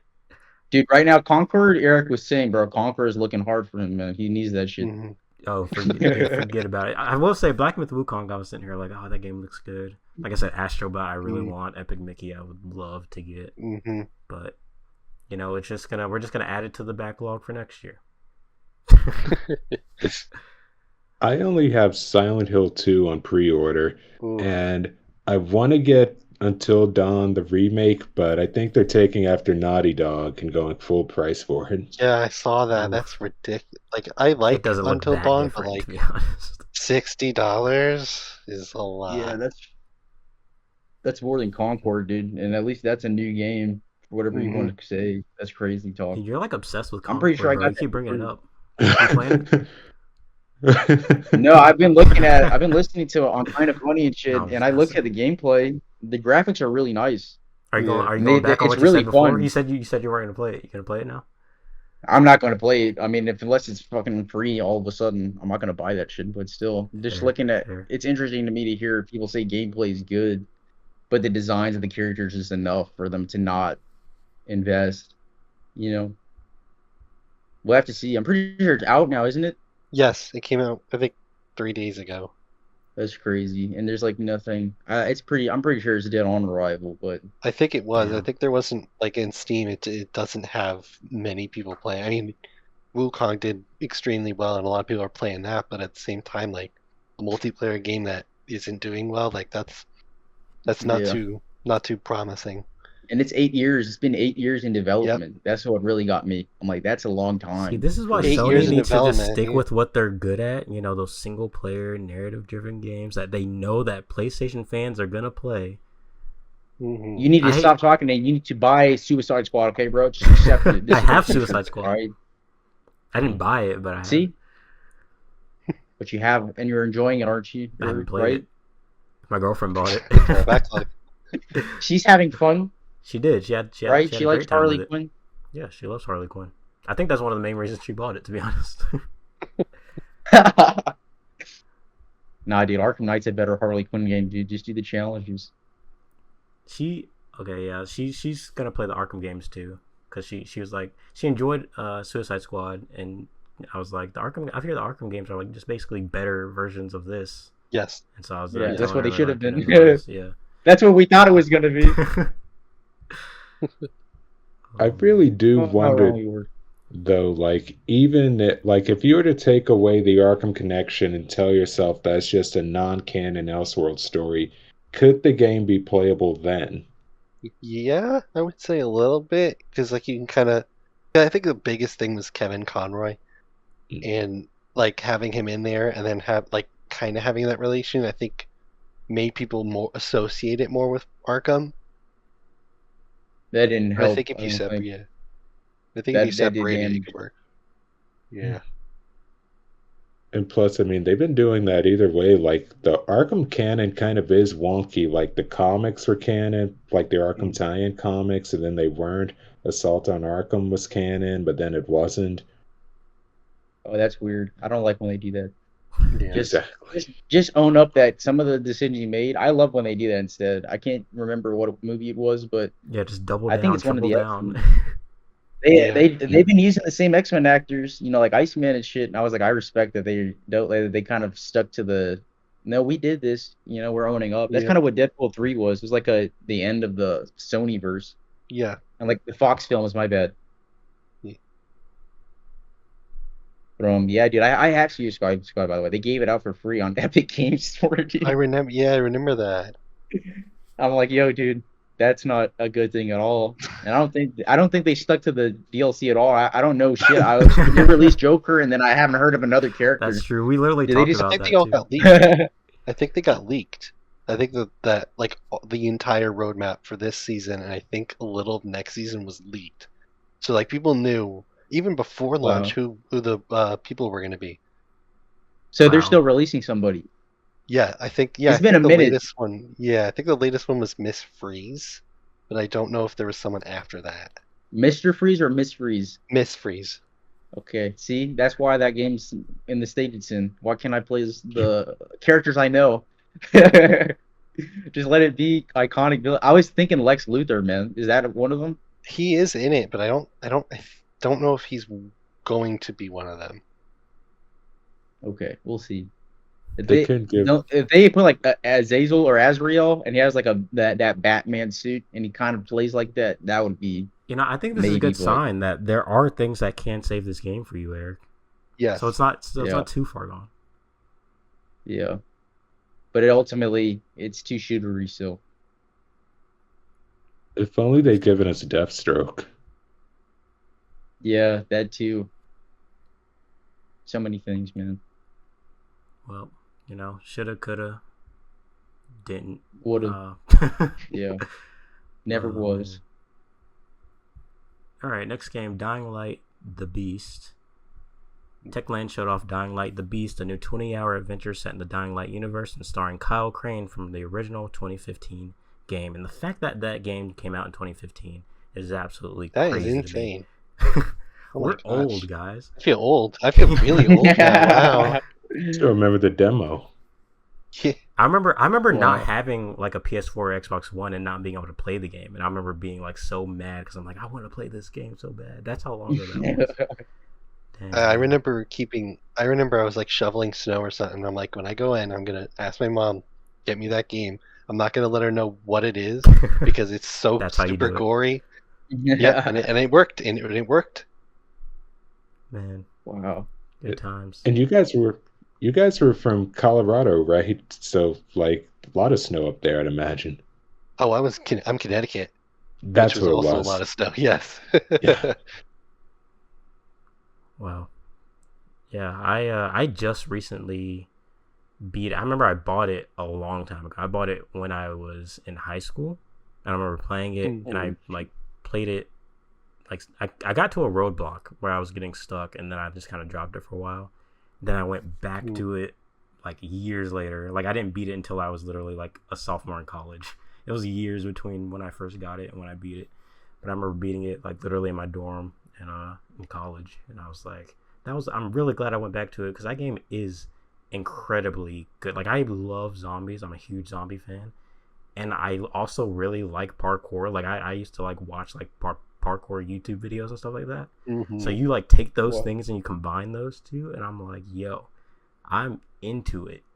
Like, It down. worked. It was great. And It was fun. I mean, I dabbled in Dying Light 2. I feel like I just kind of played it at the wrong time because I do want to go back to it eventually. But yeah, to hear that they're bringing back Kyle Crane and that this is also going to be a smaller, more like shorter experience, sounds really promising to me. But yeah, what do you guys think? I like the atmosphere of it, and I think it's a great testament due to the short length of it and that more standalone style. Like, Double A is coming back in a great way. Yeah. I mean, I just looked at it, dude. I want to play that game, dude. That looks like fun. That looks like a lot of fun. And it looks really good because I heard rumblings that it was like a Dying Light 2 DLC, but it looks like one of those things where it was like a DLC turned full game, but they're actually like doing it justice. Because it doesn't just look like... Did it look... Yeah, it doesn't just look like, oh, this is a DLC. It actually looks like a whole separate new entry, which is... These graphics are nice, man. Yeah. Does 2 look like that? No, it actually looks significantly better than 2 to me. Yeah. At least. I'm about to say, this looks like a AAA kind of with these graphics, man. This looks pretty high budget. And there's guns, too. I don't remember there being guns in Dying Light. Yeah, not I think many. they were, but they were driving. later on. Yeah. They were later on. There's cars and there's guns and there's soldiers. This shit looks good. This shit looks pretty. This is the same thing as earlier. They've made more of these. Very what's it called? Was a failure. What was it called? On PlayStation. Days Gone. Days Gone. They fucked it up. But this shit's been going on for a while. I think about that game a lot. It makes me sad. I love Days Gone actually. These guys are smarter than them because they're fucking on the third one. They're like, we're gonna do this shit carefully and look at it, dude. This looks good. It does. This looks good. I never reacted to the other two. Like, oh, it's parkour. This shit looks like I kind of want to play this, man. Did you play the first Dying Light? I've never played them, dude. I'm surprised. I know no hate to them, but it does feel like a game that would be free on PS Plus. You know? Nah, dude. I think you would really like the first not Days Gone. Sorry. I mean, I think Light. so too, dude. I think you would really like Dying Light. I don't know why I haven't played this, man. I like Mirror's Edge. You know, this is like that with zombies and machetes. So pretty much. You know, it's just been such a great build up that they've been doing because I think they started out the first 2 Dead Island games. And then Dying Light was the spiritual successor to that. And then Dying Light 2 and then Dead Island 2. So it's been a good progression for them. And Dead Island 2 is pretty good too. From the bit I played. I never beat it, but it was pretty good. Good. I have it in my nice backlog. Zombie gore. I haven't played. Oh, I said it's in my... I have it on a Game Pass. I just haven't played it. Yeah, that's where I played it, Game Pass. Wait, Eric, have you played Dead Rising? No, never. Oh, those are good. I haven't, but Great. See, I mean, like I've heard, I feel like you would like those, man. I haven't played those either. The thing that always turned me off is I've heard they were like difficult. They were like really difficult. I'm not like when I hear that about I it. think the first two are. I think the first 2 are because those are timed, so you have to like. I've heard that. It was, yeah. But with 3, I think they didn't have one, and 3 was a lot of fun. That I think that came with the Xbox One, and that was a lot of fun and really gory, but also like it was like a hack and slash type game, but also like kind of a little bit of narrative, and that was fun. 4 wasn't fun. 4 was not fun. Yeah, I didn't hear. And that I thought. Yeah, I think that brought back the timer, but it just like compared to 3, which went for hyper realistic, and then this one kind of like muddled its graphics a little bit, and like just felt off. And then they went futuristic with like, oh, you get exosuits and this and that, and it was like it kind of turned me off the game a bit and I played the whole thing, but it was like it didn't feel like Dead Rising. It just felt like just a regular zombie game with cheesy jokes. Man, Oh, man, that's that's sad. not It's good. always sad when that happens to a good series. Yeah. I'm an That's like Assassin's what Creed happened. fan, That's like, so I know how that feels. Mm. Mhm. yeah. Wow. Saints Row, dude. That's Saints all Row I could there. think of. Saints Row. The Wonderful. bastardization of video games. Let's talk about it, guys. The Inglorious Bastards. But yeah, Dying Light, the Beast. I will definitely be checking that out. Next game on this list is the Dark Pictures Anthology Directive 8020, which, you know, I don't know if you guys have played the Dark Pictures Anthology games, but I really enjoy them quite a bit. This trailer was kind of given like Dead Space kind of vibes a little bit, which is interesting, which is a nice change of pace from a lot of the other Dark Pictures games. But yeah, do you guys have any thoughts?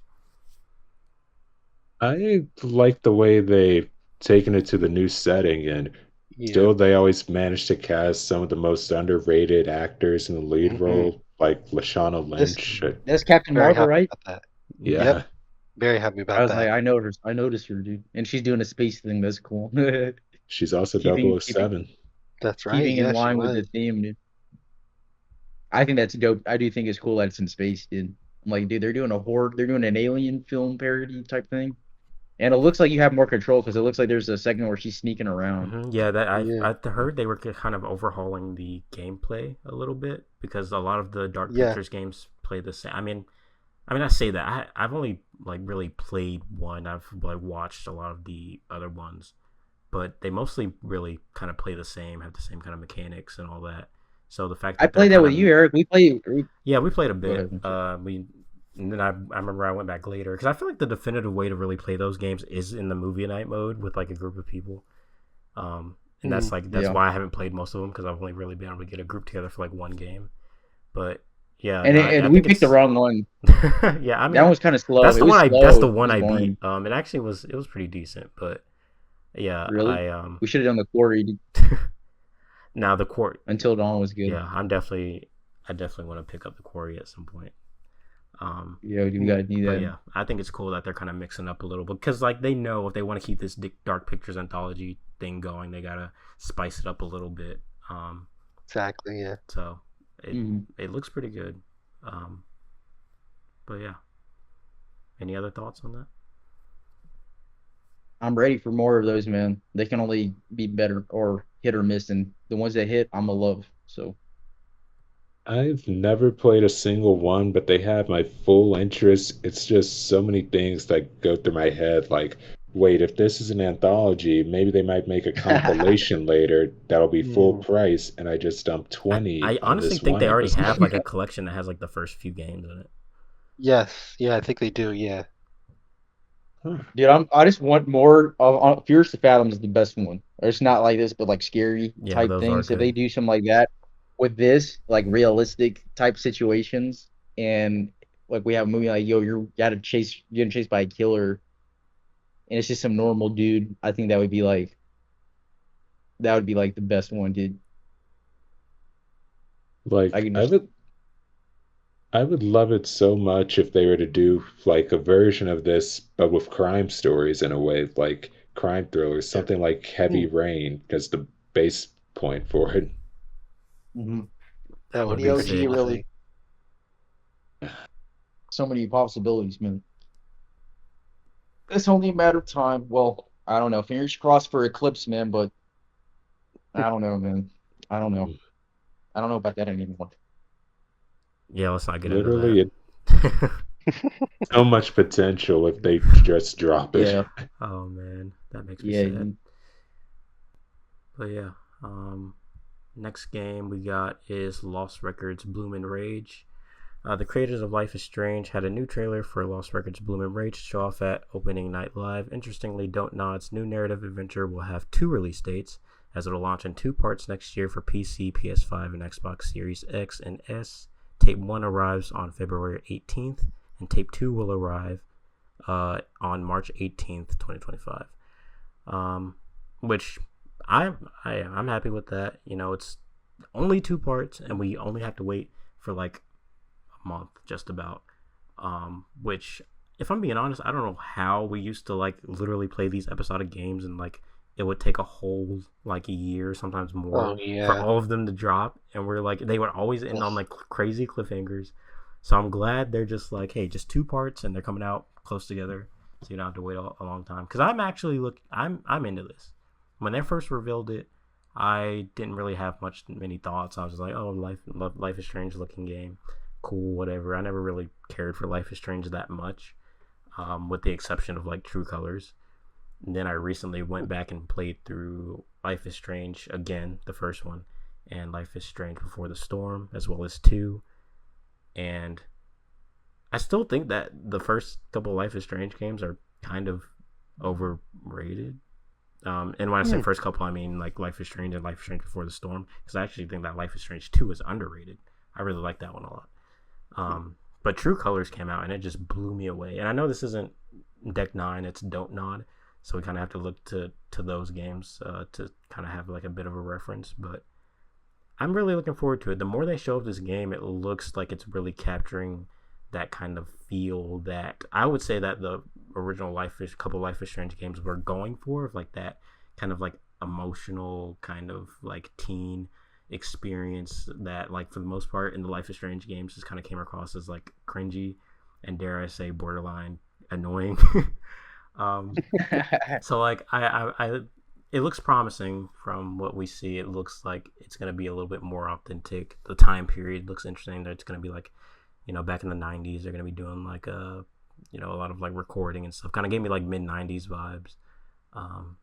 But yeah, I'm into it. It looks beautiful. The music looks like it's going to be great. Yeah, I'm down for this. What do you guys think? Heck yeah. I feel like playing Guardians, looking at that trailer is so retro. I love that. That alone is a reason that I'm intrigued. I love when they do that kind of stuff, man.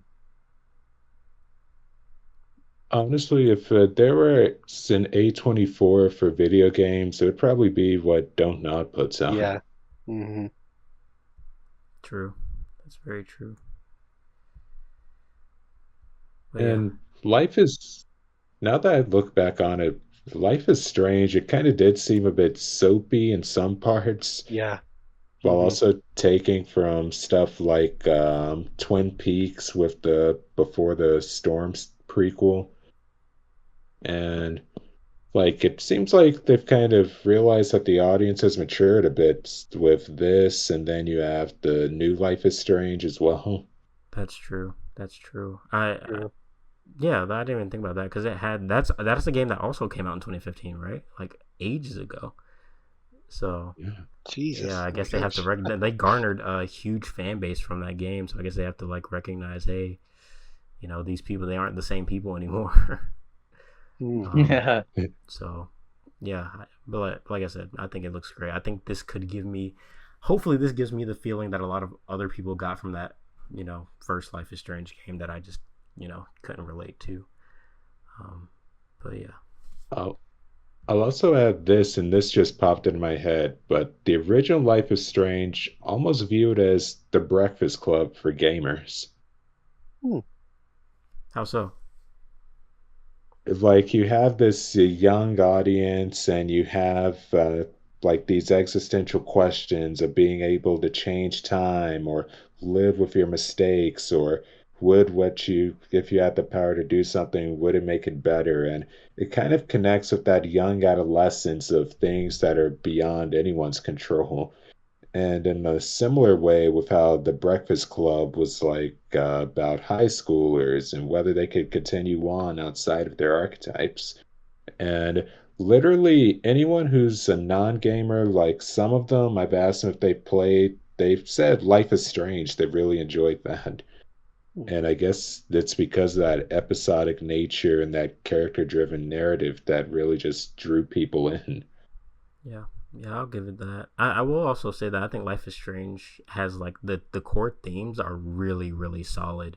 Yeah. Like I said, I think it's just kind of like the storytelling and some of the presentation is a bit like it leaves a bit to be desired, but like I think that it does send a really strong message and does make you really think and contemplate certain things, which I really liked about it, especially towards the end. Like that last episode really, like, I don't know, it felt like so different from the other episodes because I was like, this is actually really, really good. What I remember is the one episode where I can't remember her name, where you had to talk her down off the roof, and then like Kate, one of your yeah. talking points, it's like you can mention her family or some kind of pet or something. And the thing is, you're not exactly fed the information. You have to look around her You room do, yeah. just to Yeah, memorize I it. messed it up, man. Wow. She jumped. I was so Oh, sad. no. Oh my god. I had to go to GameFAQs just to Yeah, I find had out to the look right up one. guides. Oh, you pieces of garbage! You over here looking up? Okay. Wow. I'm like, I'm the type of dude. I'm like, when I play those types of games, like whatever happens, happens. I just have to live with it. Oh no, not me. No. I've learned too many times, man. just How just you kill lose your everyone favorite off in heavy companion. rain. I don't trust myself. Yeah, I don't trust myself to make those decisions. It You end hurt up him. being strapped to a surgeon's fucking psycho's basement. It's actually That's what very happens, man. easy to not do that. Just don't go inside.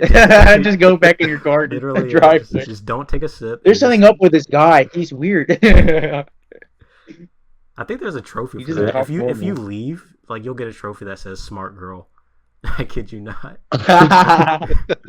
Common sense. That I love was it. If you're, go ahead. that was so random too when you think about it. Like you're already hunting one killer and you walk into the house of another killer. That's true. Yeah, that's Get very the true. fuck I out didn't of think that about city, that. dude. Get out. Serial killers, they just right down the street, bro. They're fucking all over That's all that place. cities. I break it to you. Statistically, I think that's Fucking all cities. Detroit. You never know when your neighbor's fucking collecting. Exactly. Skeletons in the closet, man. Oh boy. Infinity Nikki. Is anybody playing that? No. Who? There's- Infinity yeah. Nikki. It's a game, but you and I talked about it a little bit, Boyce, when we went through the state of play. It's like the dress up game where you like can dress up and you like whatever outfit you're wearing gives you like different powers or abilities or something like that. It looks very beautiful, but I just don't know if it's up my alley. It's like an anime type game. Feel like I do remember it. Infinity Nikki. Oh yeah, I remember this. Yeah, it came up really weird in that state of play. It was like all these serious games, and then it was like this little girl who has a little kitty, and it's like, oh, all right. Kind of looks like a Studio Ghibli movie in a way. Does that make you Yeah, want Honestly? to play looks it? nice. Honestly, yeah, for the artistic Yeah, he's gonna give it a integrity. go. Yeah. It does look really Hey. good though. I can't. I will admit. I'm just afraid. I'm afraid to like buy. I don't want to buy it because I'm like, I'll buy it and then I'll play it and not be into it. It's a game I would wait on. And it's almost like you have to ask yourself, whenever they do state of play and they have these games being revealed, someone's got to be convincing them, right? That this game is going to be good, that this game is worthy of your show. Mhm. I mean, hey, that's Even true. though Suicide Squad, but I mean, but also Jeff. I mean, does Jeff is Jeff Keighley in charge of this one, or is Gamescom is like bigger Yes. than him, right?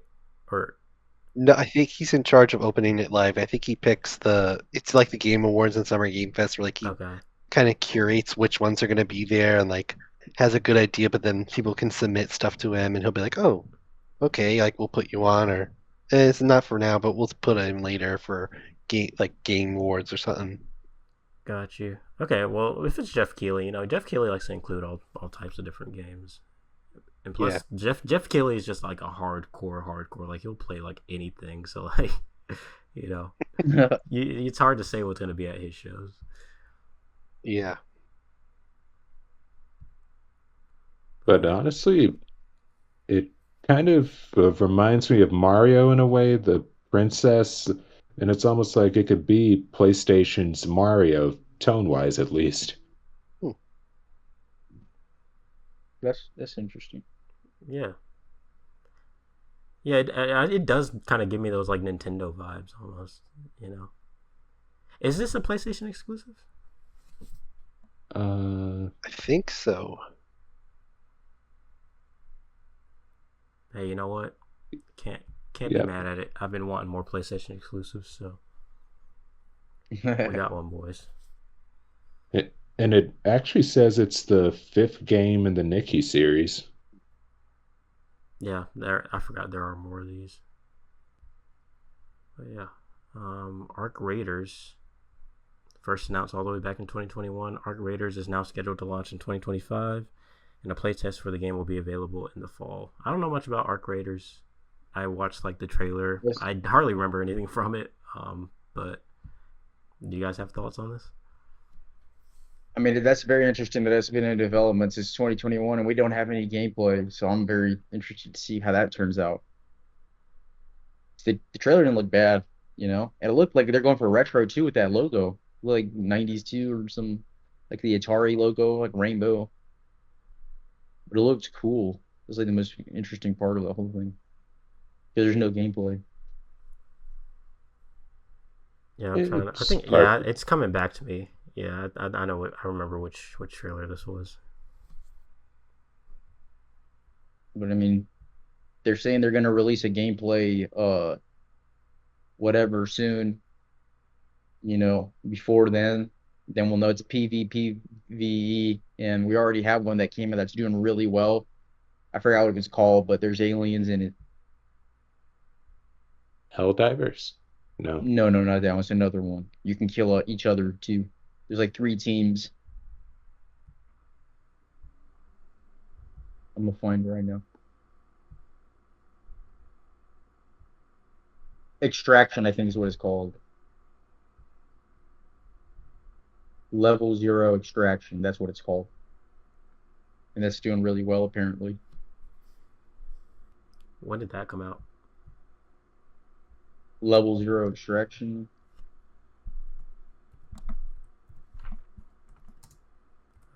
Came out this year. I don't think I've seen anything It's got from this.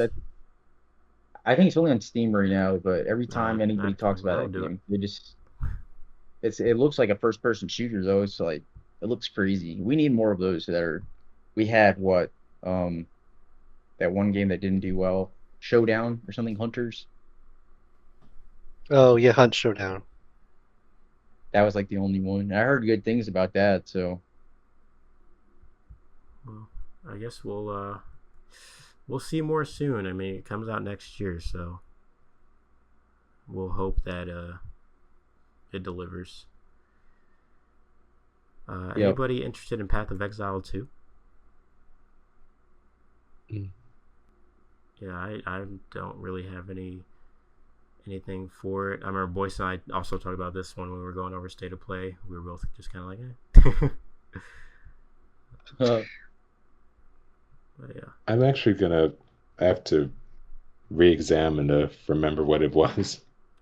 I think it's like a top-down. It's like type of. It's a Diablo game, yeah. Oh.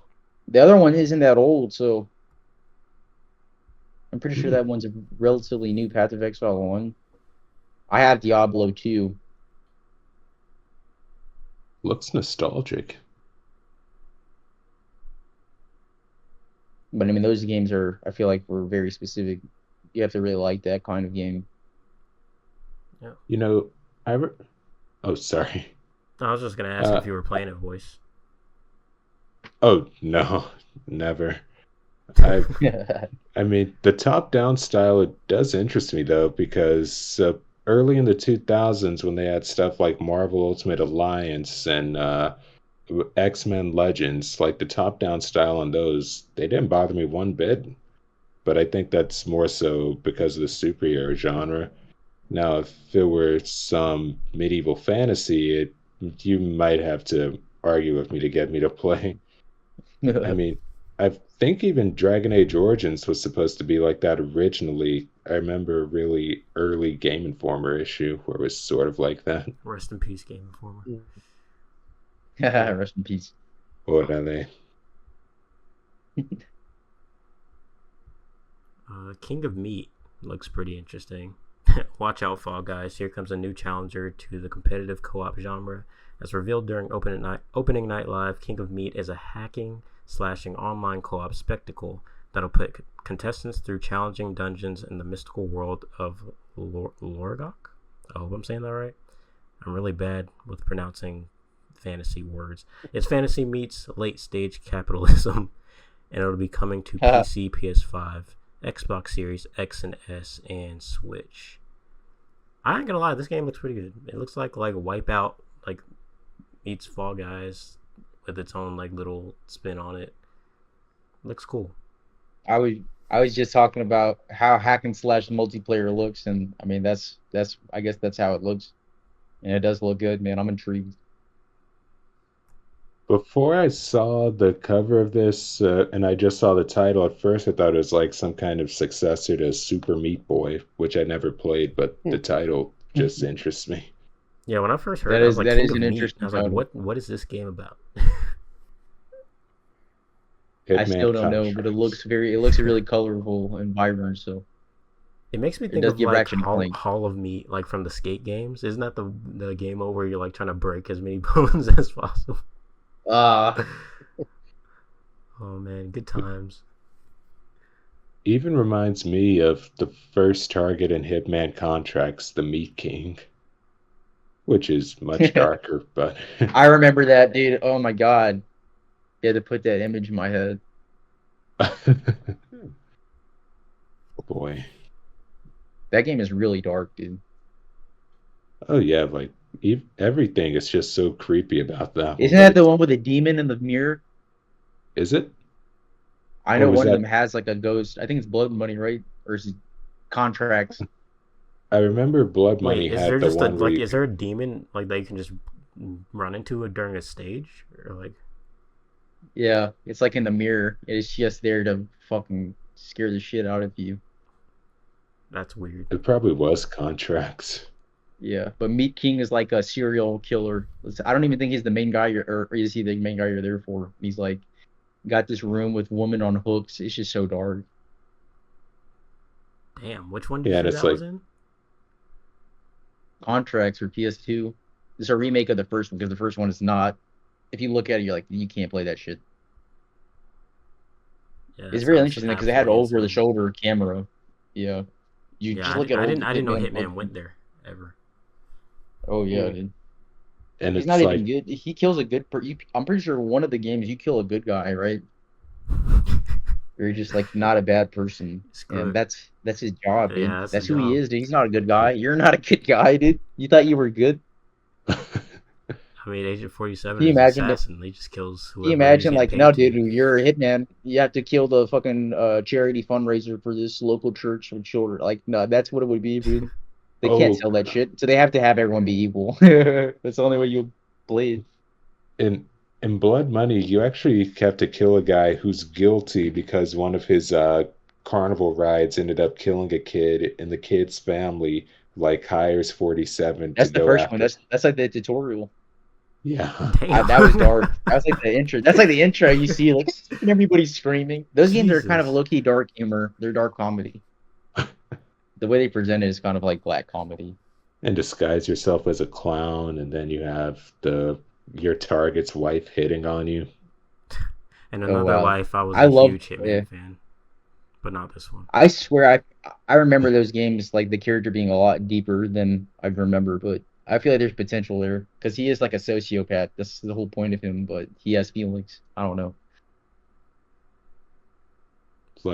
Earlier ones, classics. New ones, they're almost like James Bond in a way. Yeah, Still good. That's just what but James just, Bond's they gonna don't be, dude. compare. yeah. We don't Yeah. really need that game anymore. I feel like they're Are you learning serious? from that. No, I'm playing. I'll still play the hell out of that game. But that's what Hitman will be, dude. I feel like that Hitman's already doing that. You're gonna wear a suit and walk around. This is the new Cyberpunk for me. I will wait 10 years for this game to drop, Boys, and boys, hopefully it The won't meta- don't be say dis- new Hitman Cyberpunk. Meta- It'll come out. It'll come out polished. when it's You're ready. talking about- What are you talking about, boys? The Hitman for the MetaQuest? Oh, no. Never Where that. you- Talking about James Oh, James Bond. Bond. Yeah. Yeah. Oh yeah. Waiting, dude. I feel bad for the one person who's like every Gamescom and every showcase. He's Just hoping waiting, just like he got a suit on and everything, dude. He's like, come on, James Bond. He's got the posters all around him, dude. Voice He's isn't like, far I'm off waiting, from guys. that. No, I'm just kidding. Yeah. Hey, I wore suits in 90-degree weather in school. Oh my Very true. goodness. Oh, But Let's see, man. Let's see if they have any leaks for James Bond. oh, probably. I Probably. wish. Everything's just leaked these days. we'll probably It's not get even- the new Bond game actor revealed before we even get the actual Bond I actor believe it. revealed. I 100% believe that. That'd be weird. I don't know, man. I found your suggestion of custom created characters to be intriguing, man, but I know deep down I want someone that's written for, it's just more interesting, to have a script. Daniel Kaluuya. Yeah. Anyone, just give me somebody and make it fun. And I'm really interested because it sounds boring if it's just Hitman without you get to kill somebody. You have to steal something. I don't think it will be. I think it'll be more like a mix of Uncharted and Hitman, if that's possible. I think it's Because he definitely does a possible. lot of acrobatics. He does a lot of jumping around and rolling, and that's Mission Impossible-esque, But I Yeah. hope they don't go too far in the Call of Duty. They've already done that and it failed. Yeah, it's like he has a license to kill, but he doesn't kill that much as the games make him out to. Yeah, like he's not freaking out here creating mass graves. You just don't put the body in the hole. I think the best example, if you guys have played it, is GoldenEye 007, the remake. For the Wii, yeah. that one was really good. It's like if they're gonna do that, that's how you do it. Just make a long campaign. I'm talking long because it's longer than Call of Duty's campaigns, but it's It's got to be. very It good. You has can to be you got to be sneaky too, and it's kind of cheaty because the bodies disappear. But every time I played that game, I gotta play it again. I don't know how I did it with that Wiimote, dude, because that is not I ideal, don't know dude. how we did most It things with still that isn't ideal. Wiimote. We just did.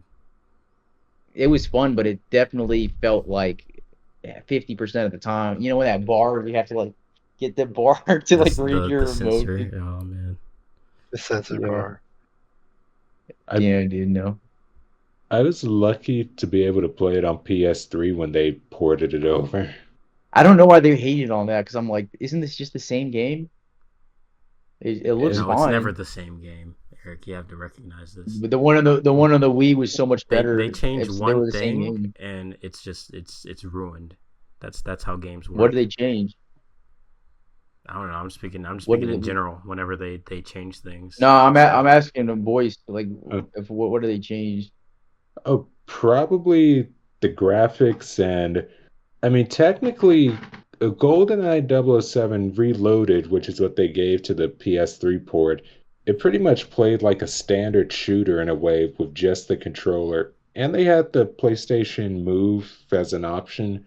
But I don't know, it's like it was a great remaster, great like reinterpretation of GoldenEye, but if you were to Mhm. take away like the predecessor to look back on, you could almost view it as a standard shooter, but it actually came out at the same time as Bloodstone on 007, which was meant for consoles, the more third-person Bond shooter. Mhm.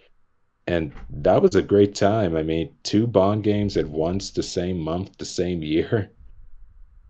And they'll probably never happen Wow. again, Yeah, you were in unfortunately. heaven. Indeed. Wow. Well, boys, just just remember that this game might be the only James Bond game you get for another decade or so. So just like savor it, I know when that game comes Yeah. out, you're gonna be a hermit and you're gonna grind the game. Just don't beat it too fast. Oh yeah, I'll play it on every difficulty. In fact, I will platinum it. I will buy the collector's edition. I will buy any microtransactions it might have. All right, let's not go that far. No, I'm just kidding. I feel like that's the best thing you can do is like literally just like play it front to back, cover to cover, upside down, get the platinum, just like get your money's worth, and then In you fact, wait another 5 years and replay it again, so that way you like forget everything and you can re-experience it. I would even trade it in just so I could get half of it back and get the digital version as well. Why? Oh wow. Just so it could be with me forever. Oh my god. Well, yeah, but I know the physical collector in you wouldn't allow that. It's got to sit up on your shelf. Yeah. I'll write a note to myself and leave it on my shelf. But yeah, hopefully we see that James Bond game soon. I always forget about it until you guys bring it up. I'm like, oh yeah, that was a thing that was announced. I haven't heard anything from it, but 4 years. it hasn't been. It's been that long. Yeah. Oh, yeah. Damn. Yeah, we got to hear something soon. That's crazy. And with the way things are looking, it's maybe next year, but more than likely 2026. Wild. Fatal Fury, City of the Wolves. Fatal Fury, City of the Wolves releases on April 24th, 2025. SNK's classic fighting franchise returns next year with a 17-character roster full of familiar faces and new brawlers. And SNK also shared details on special editions of the game and post-launch plans. I don't care about Fatal Fury at all, but the trailer was really, really good. It was really good. Do you guys have thoughts on this? Not as much. No. Yeah. All right. Yeah. Great trailer, though. Don't care about the game, but good job on that, guys. Mecha Break. Let me see which one this was again. Oh yeah, the multiplayer like mech type game. Not for me, but if you guys are into that, yeah, got any thoughts? You can share them. No, not for me. Yeah, I'm gonna. Nah. All right. Well, this is a good one. We got Reanimal, which is Little Nightmares developer Tarsier Studios revealed it during the opening night live. It's a upcoming horror game that is described as a spooky adventure with cinematic platforming puzzles and co-op gameplay. And now, okay, when they say this, I'll have to like look this up, but I'm not sure if it's only co-op or if it just has co-op. But I mean, either way, I really like Little Nightmares, and Reanimal looks like Little Nightmares on like steroids, so I'm into it. I'm still just kind of like, is it only co-op? Because I hope to have the option to play it by myself if possible, but yeah, what do you guys think? I like the premise and the atmosphere. I didn't watch the trailer, but just seeing the screenshots, it's giving me vibes similar to Inside, if any of you guys have ever played I that. love Inside. Yeah. Inside was great. Actually, I played Inside and Limbo because I played Little Nightmares and I liked it. And my manager at GameStop at the time was like, if you like those games, you probably like these. And so I bought the collection with Inside and Limbo. I enjoyed Inside more than I enjoyed Limbo, but I thought they were both really good. Yeah. But yeah, so Reanimal is like right up my alley because it like has those kind of eerie vibes. And I'm not sure if this screenshot I'm seeing now is gameplay or not, but it almost looks like concept art in a way, if that's the art style they're going for, which it looks excellent. Yeah, they've always looked really good. And I like how it literally, like it really does just, it looks like Little Nightmares. Like if you were just looking at it, like I would have thought, like if I didn't know like it was Reanimal, I would have been like, oh, it's another, we're seeing footage of like Little Nightmares 3 or something. Like So Yeah.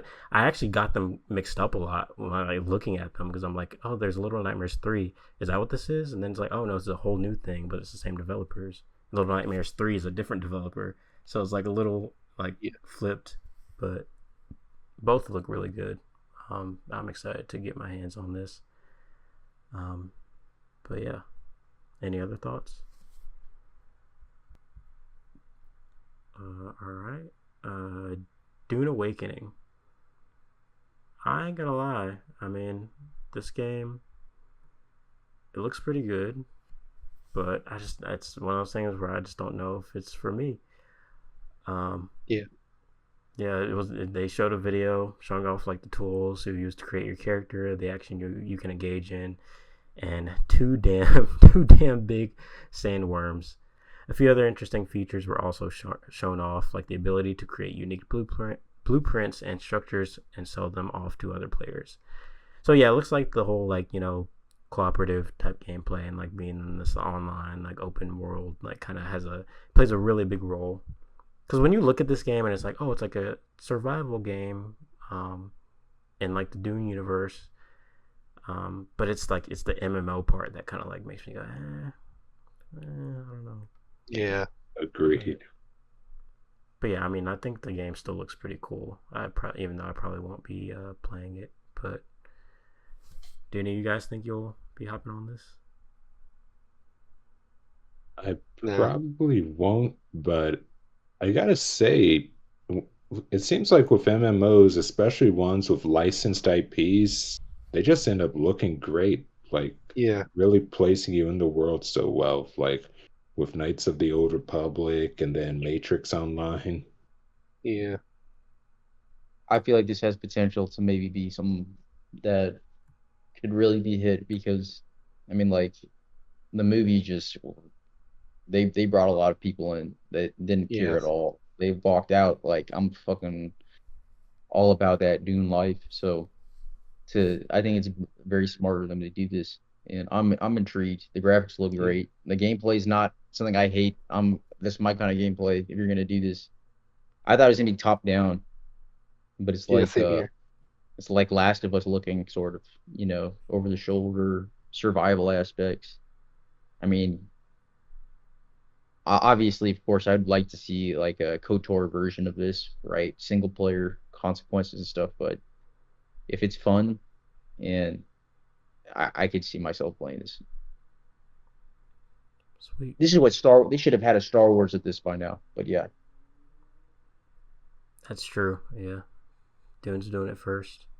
But I mean, yeah, it is smart. You know, they're capitalizing off the success of, you know, the reboot movies. I didn't see part 2 yet, but I heard great Part things. 2's good. That's a really good one. Pure I gotta get on that. But yeah, it looks good. Just probably won't be playing it myself. Next game is Marvel Rivals. I mean, we knew about this, but we just got a release date, December 6th. We also got the confirmation of Captain America and Winter Soldier, which will be coming at some. I don't know if they'll be at launch or coming later, but they will be in the game. So there's that. I'm honestly surprised they weren't like part of the beta and stuff like that. You would have thought those would have been like default characters, but you know, it's, you know, naturally they're gonna add more characters over time, so not really too much of a surprise there. Genshin Impact, that's gonna be coming to Xbox, so nothing like too crazy there. Naraka Bladepoint, not too sure about this one. I'm gonna read this here. Can a pair of guns best martial arts weapons and mystical fighting skills? There's only one way to find out, as everyone's favorite Tomb Raider Lara Croft is coming to Naraka Bladepoint on August 28th. Okay, so basically just like a character edition. Sid Meier's Civilization 7. I don't know if any of you guys are like sorry, not Sid fans, but Civ fans. If you guys play Civilization, or if that's your type of thing. Not my type of stuff, but I can understand why people really like it. It does look pretty interesting, but it's not for me. Yeah. I heard this one is gonna be like a bunch of different time periods in like one game, and which like sounds interesting. Sounds like they're mixing it up a little bit. Yeah, here we go. Starfield, Shattered Space. It's a DLC that's coming. They also announced like a new drivable vehicle, the Rev 8. In a trailer that had like a very weird kind of vibe to it. But I played Starfield, fell off of it very early on, but what do you guys think of this? It's good to see they're not giving up on it, at least. Like, Yeah. I felt like in the base game there was potential. It was just might have been the wrong time for me because pretty much like any Bethesda game, and I've said it so many times, it's a day killer. Like you have to put so many hours into it just to get Yeah. ahead. And it felt kind of sterile to me in some parts. Like you could really feel the weight of too many decisions. Like, I mean, I there's the part where you pretty much cook space drugs or that other contraband, and literally I thought it would be the beginning of an overbranching story arc or something, but it was just a side mission that I was able to complete and just go on and continue to save the universe or whatever. Yeah, I mean, I could care less about like like if I'm being honest, I didn't expect them to continue with the Starfield stuff. At least not to any degree of like a full blown like, because this is gonna be a story DLC, I believe, right? If I'm not mistaken. Yeah, I wasn't expecting them to do much with like the story, which is why I like the whole like drivable vehicle thing. I was like, okay, cool, right on brand.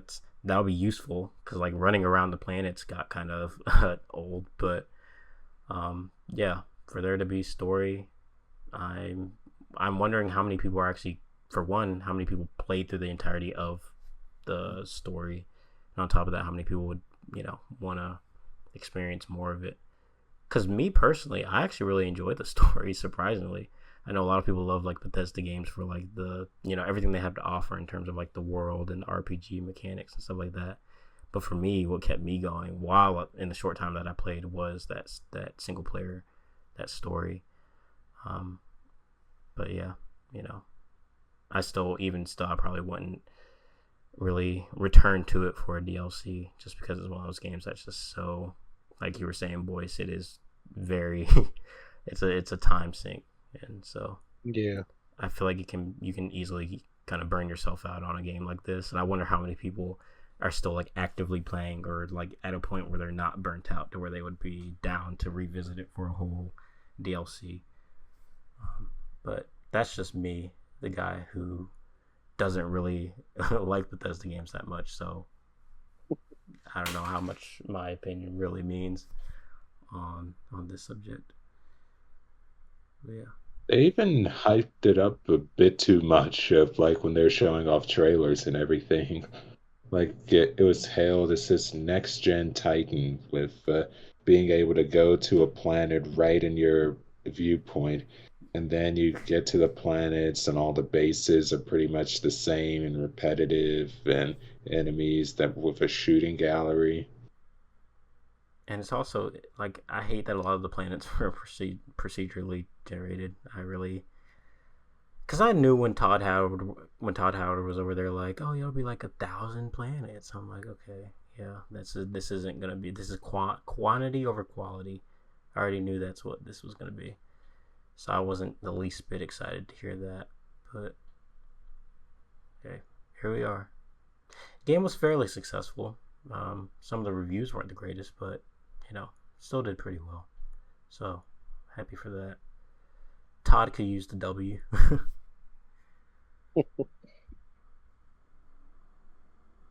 Yeah. Monument Valley 3. I never played a Monument Valley game, but it looks like this one's gonna be like a Netflix game. If you guys are into that or have anything to say about it. I had that on my iPhone. Yeah. You hyped for this?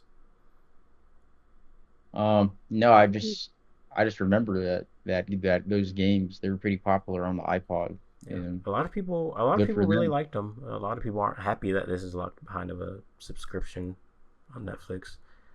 But I would imagine at a later date they'll bring it to mobile. But you never know. Yeah. All right, what else we got? Oh, Eric, it's your time to shine. We got Batman Arkham Shadow.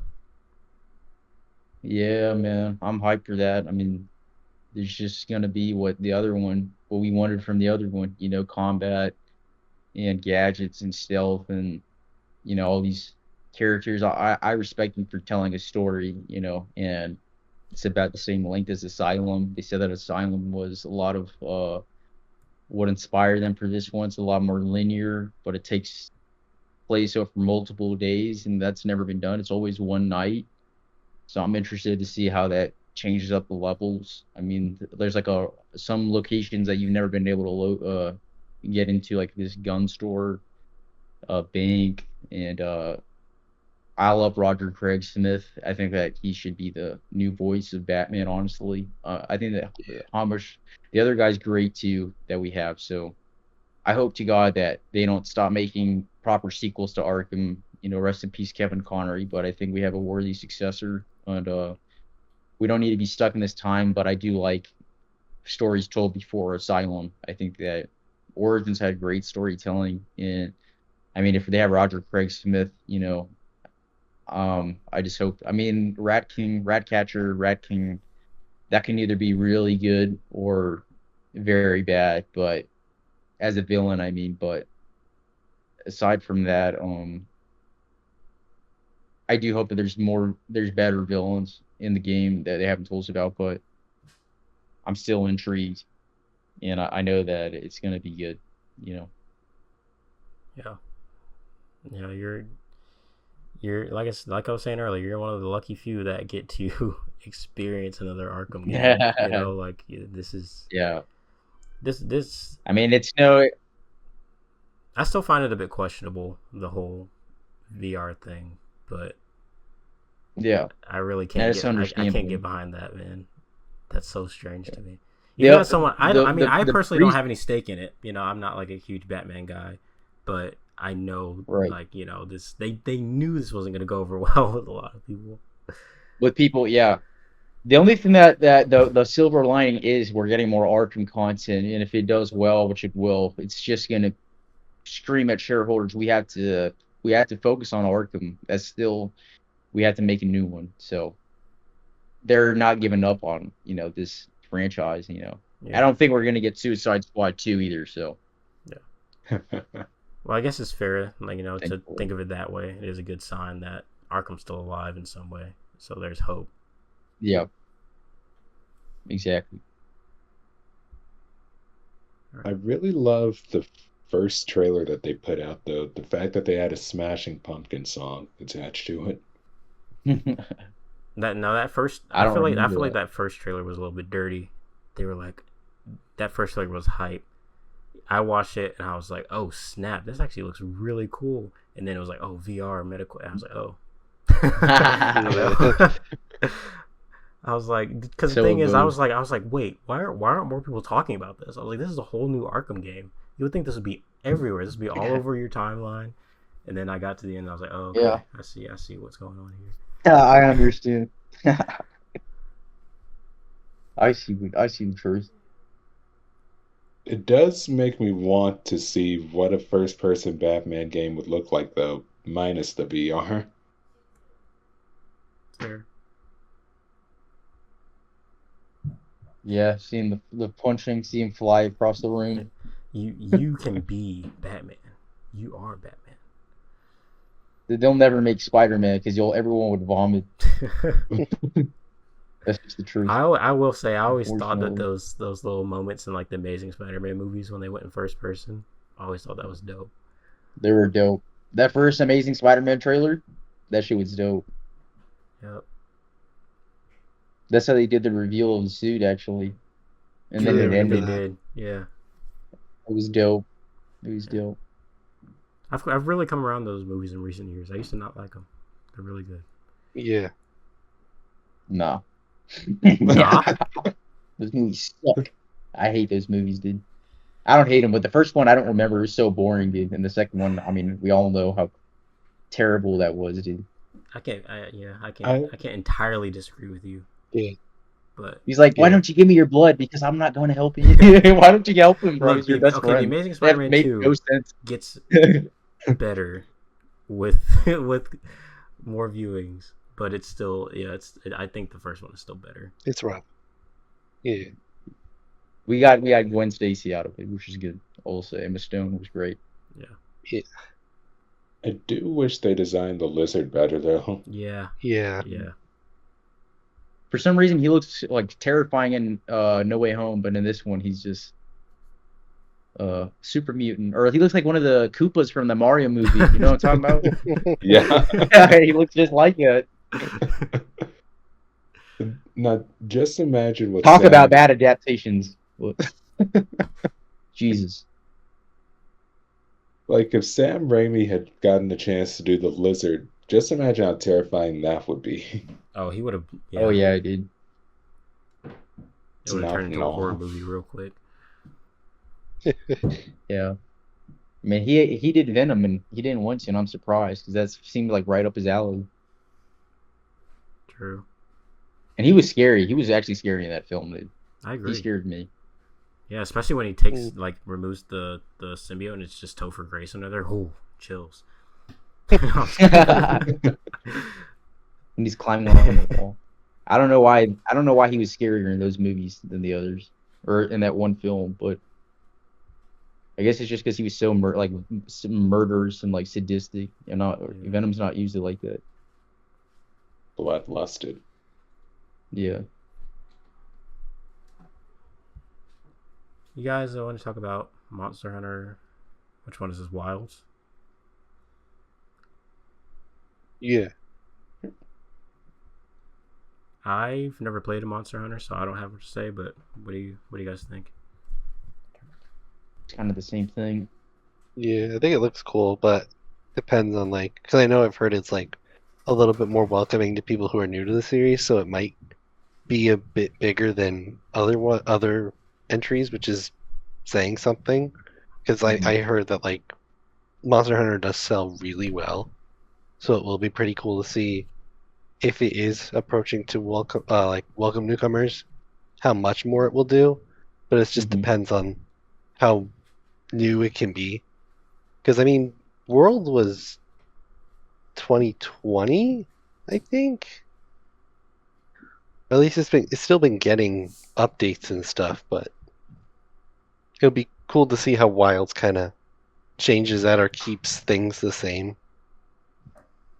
Mm-hmm. Yeah, I played it. As someone who has never played it, I look at Wilds and I'm like, this does look really cool. And Michael, you were saying, talking a little bit how it might be a little more accessible to newcomers.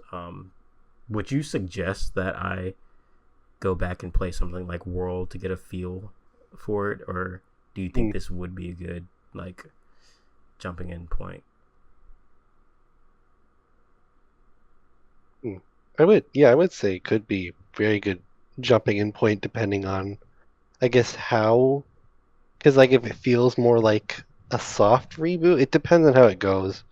But if it does feel you can join in, they have monsters that are a little easier for people to do solo or with a group, and then it just continually gets to the point of what Monster Hunter World was, and then gets bigger than that.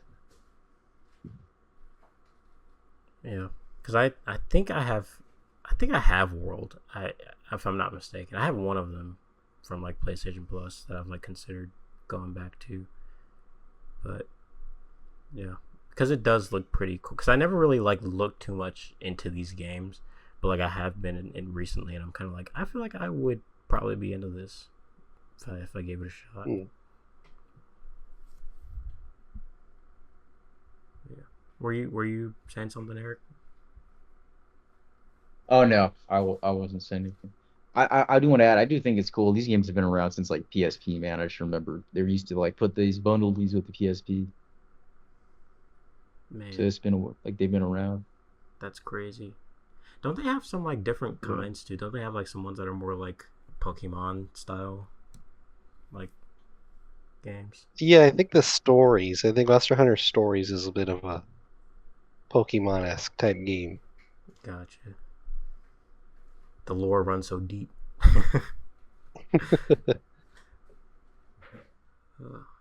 Warhammer 40k Space Marine 2. It's looking good. You guys plan on playing this one when it drops? Not when it drops, Nah. but definitely playing it. Yeah, I definitely see this being like a better version of that Hell game, the one that they've released for free, the Wild West one. But I want to finish that too for whatever reason, because just use that PS2 vibes. What game are you talking about? Evil West, that's Evil what it was. West, yeah. Third person, fast paced action game. So you need those every now and then. And Warhammer, that's no exception. I hope they release it on PS Plus. I hope it does really well. I would consider buying it if they have it on sale and they got like an 8 or like 9. Yeah. Yeah, like, Sorry, go ahead, boys. oh, sorry. Oh, and I was gonna say, yeah, because like for casual gamers or just the average person, I feel like the original Warhammer 40K, which came out on PS3, that was probably the most accessible thing for any audience to get into Warhammer. I feel like also And sorry, I don't know much about like the whole Warhammer like thing.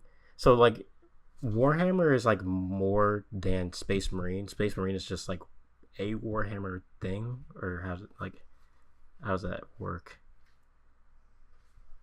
the lore, I remember I was trying to get into their book series, and they said that the lore changes constantly, but it's like it's some kind of intergalactic war or something that's going on across the entire galaxy or universe, and it's so various. Like it's a war story in a way, but it's what they call grimdark, like a whole bunch of lore, a whole bunch of darkness, a whole bunch of everything. It's so hard to explain, but I think it lies from British creators, I think. Like it has that kind of grit to it, and it's just so hard to describe exactly. But it's just like it's got a huge audience, huge fan base with collectors and everything. Yeah, yeah. I And know a lot Henry of people Cavill. are hyped for. Yeah, oh yeah, Henry Cavill is Yeah. a Warhammer guy. Isn't it nice to know that And we the have like a fellow like gamer nerd that looks like that? I think so. you're telling me Yeah, that's the representation we need. the Henrys. The Henrys of the world.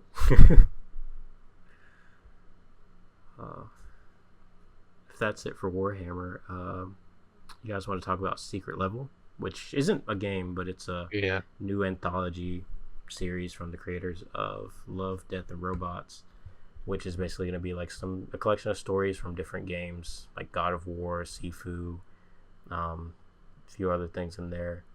I'm very intrigued by this. Don't really know what to expect. The trailer was very vague, but you know, it was good enough to make me go. I'm really looking for, even for the ones that I don't know much about, like even the games that I don't play, I'm still kind of like, I want to see like the Mega Man one. Like I was like, oh, that looks cool. Same. Yeah. So, yeah. What do you guys think? I'm very excited. I'm very excited. I'm hyped. I'm gonna watch this. I'm gonna be like waiting countdown. Eric's gonna Watch no that. life this series. Is it gonna drop all Oh, I at know once, life or is too. it? Well, I'd imagine it's an I think anthology so. type thing. Yeah. like Tim Miller, he's one of those guys who I feel like he really gets nerd culture in terms of adaptations. Like he's in the same boat as Mattson Tomlin, like so knowledgeable and so willing to put out those adaptations. Like, I mean, he did Deadpool and Love, Death, and Robots, and even though no one wants to talk about it, Terminator Dark Fate. So to see him take on something like a passion project like this, I mean, it's got really great potential. Heck, Yeah. it might even adapt some 90s games. Imagine a Dino Crisis episode. Man. Oh. Yeah, that's true, because they didn't even show I'm sure they didn't show everything that we're gonna see. Like they kind of teased a little like Pac-Man thing at the end. Yeah. So like there might be some surprises in here that we have no idea about, which I would, love to see. It's so cool. I even saw a screenshot. They said that Keanu Reeves is like in an Armored Core episode. Yeah. It looks like him. It does. It looks just exactly like like him, so I wouldn't be surprised. He's breathtaking. He is very breathtaking. Shout out to Jeff Keanu Bezos Reeves, money. friend of the show.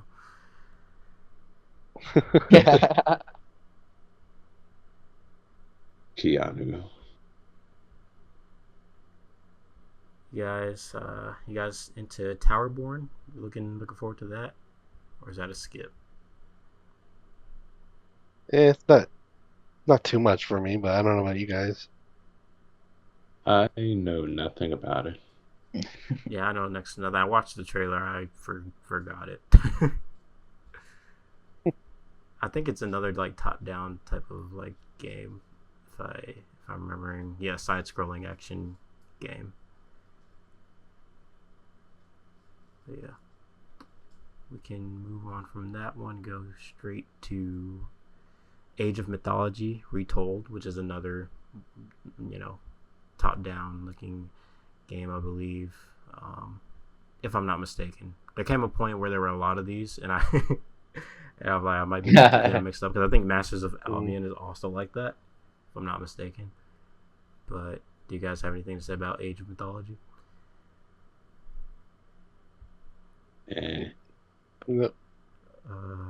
How about Masters of Albion? I saw a YouTube comment earlier that said that we're getting this plus gameplay of this before we actually get gameplay of Fable 4. We get gameplay of Fable 4 before we get gameplay of Elder Scrolls 6. We get gameplay of Elder Scrolls 6 before we get GTA 6. All of this Actually, that would be mad Half-Life 3. tragic. Actually,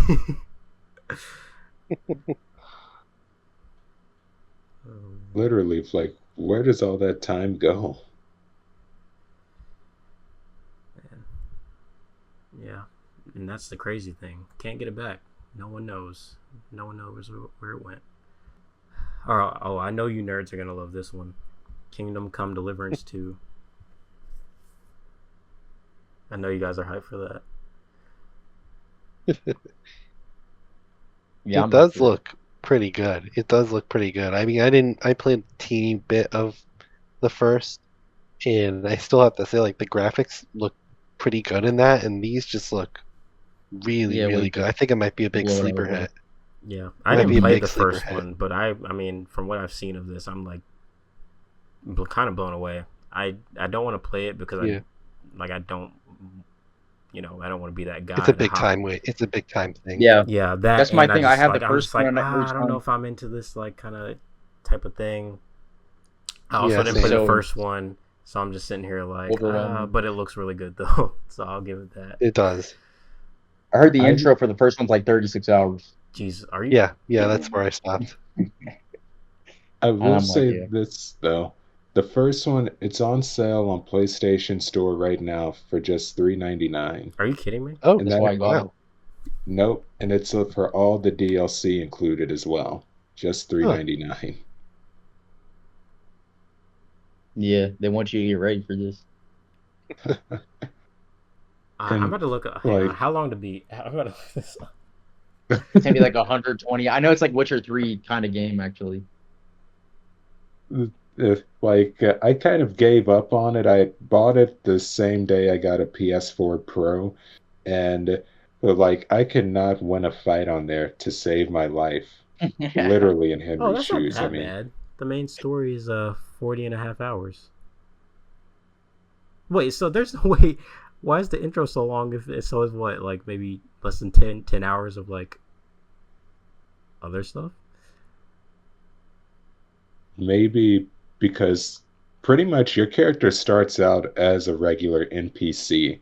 Like, he's not a good fighter, he doesn't know how to read, he doesn't know how to sword fight, and you have to learn everything as it comes. And I guess that's really where it feels like you haven't even become the badass quite yet. I'm gonna have to do some more research. I don't Yeah, know. It sounds like a really good it is game. intriguing. Yeah, it's like fantasy without any other magical elements. So Yeah, it's more like historical, it's right? definitely Like a period yeah. piece. Mm, If you like that movie with Timothy Chalamet, The King, I the think king. a lot of vibes of that. Yeah. Well, I'll admit, the first time you open a book before he can even read and it's just random words jumbled up together, I just cried laughing the first time I saw Jesus. that. It sounds immersive. This game, the way you're describing it. Oh yeah, like I remember seeing the first trailer for it back in late 2013, and they spent so many years working on the first game. Yeah, you're. Yeah, Don't tempt me, man. Don't I tempt me. might check that out. I might check that out tonight. I was thinking about that game when I saw it. I'm like, you know what? This game is kind of like medieval Red Dead. That's the Hmm. vibe I get, sort of, or at least Red Dead 2. I don't know. But That's yeah, what I was it thinking. looks really. Perfect. It looks fire. Can't lie. But yeah, whether or not I play Deliverance Yeah, 2 will depend on if I ever actually get around to playing the first one. yeah. And if it's like God tier game, like you have to play this God of War, the next level, Even which I even don't if know. it's not, you know, we'll see. Uh, Little Nightmares 3. We talked a little bit about that when we were talking about Reanimal, but basically, I'm just gonna echo my thoughts. I look forward to it. I really like Little Nightmares, so there's that. Do you guys have anything else you want to say about that one? What would be your pitch for Little Nightmares to someone who's never played it, such as I? Ooh, um, like you said, you played Inside, right? Oh, actually, I've never played Inside Oh, either. okay. I just know the vibes. So yeah, it has like Inside vibes meets like Outlast kind of with like I don't know like the platforming of like I don't know it's like a 3D platformer, but it's like it has like the vibes of Inside and and um, Outlast, like I said, because for the most part you're kind of like defenseless, and when you're in danger you can like run or hide, and it's very eerie, and the art style is like you were saying with like Reanimal. It kind of has that similar kind of thing going. So yeah, I think it's if you saw Reanimal and you were like, oh, this looks really interesting, I think you would really like Little Nightmares. Give it a shot then. Yeah, I remember I played the first one in like one day. Like I just kind of I was like, I'll sit and play this, and I played through the whole thing. It was only a couple hours, so they aren't long games. But turn all your lights off. Play them in the dark. Play them with headphones. That's how you do it. Ah, Pro tip. Squid Games Unleashed, which basically is like Squid Games, but you're playing it. You're competing. Which I will say is smart. It looks cool. I never finished with Squid Games. Um, but yeah, and it's also another like it's a Netflix game, but the game looks decent. I'll give it that. Do you guys have any thoughts? No, not too much. I think it is great. pretty weird given the concept of the show. It does feel a little like awkward, where like they're all like, oh, it's like they're trying to win to make money because they're all like suffering, but now it's like more of a wipeout. It looks like fun. It looks it looks like fun. They may have missed the mark with that message a little. Yes. Just a little bit. Got another Feels mobile like some type Mr. game. Beast show, dude. I don't know anything about Dark and Darker, but we're getting a Dark and Darker mobile. If anybody has any thoughts on that. Alright. Indiana Jones and the Great Circle. We got a release date and a new trailer with Troy Baker giving a little bit of voiceover and overview.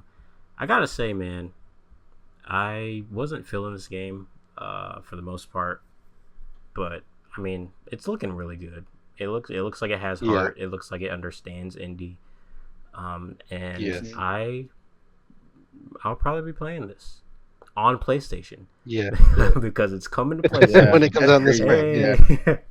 No, I can't believe that. For one, I can't believe how dirty they are for that.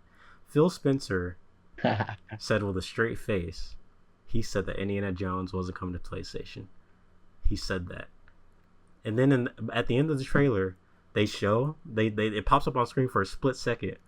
They give you enough time to read the platforms on the bottom. It's like, oh, Xbox, PC, yeah, we all knew that. And then on the bottom it says spring 2025, PlayStation 5, and they thought they could slip it in. I'm like, dude, I can't believe you guys did that. That's insane. And Xbox, I don't know what's going on. Yeah. But the exclusives, the age of exclusives is over. It's now coming to an end. That's what's going on. As unfortunate as that is, pieces of garbage like me are gonna wait and buy this on PlayStation. Because it looks good. Well, I have to. Good, I don't have like. I will say I didn't like. I played like a demo for Wolfenstein. I liked it, but I'm not really like. I'm not too familiar with like machine games and what they do. But I do like Indiana Jones. Honestly, I think Uncharted in first person is great. Yeah, and I think and I don't know if it was just hearing Troy Baker's voice and him really selling it that made me go like, I don't know, like And I was talking about the long before, like a while ago, before we did our first episode, we recorded a mock episode and we talked about Indiana Jones. And I remember saying on there how I was like not feeling the first person thing. I was like, they always talk about how like first person makes it more immersive and yada yada yada. Well, it's not as much about perspective as much as it is like, there's so many things that play a role in like a game being immersive outside of like the perspective.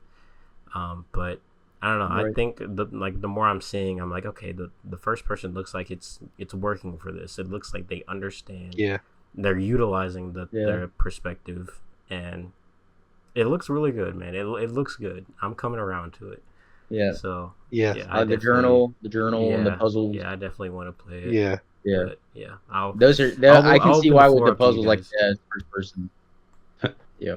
It was actually an IGN article that made me change my mind. Well, I mean, not really change my mind, but strengthened my interest in it. Because, like, machine games, like, they've done Wolfenstein, but plenty of their people, like, they have traces back going into Starbreeze, and they're the ones who made this really great Chronicles of Riddick video game. It was a tie-in, an Xbox exclusive called Escape from Butcher Bay. And you play as Vin Diesel's Riddick in first person, and the gameplay is so immersive, the tone is so gritty, and it's brutal hand-to-hand combat all the way through with minimal gunplay. And then they even did The Darkness from 2007 with the tendrils and the guns and the executions.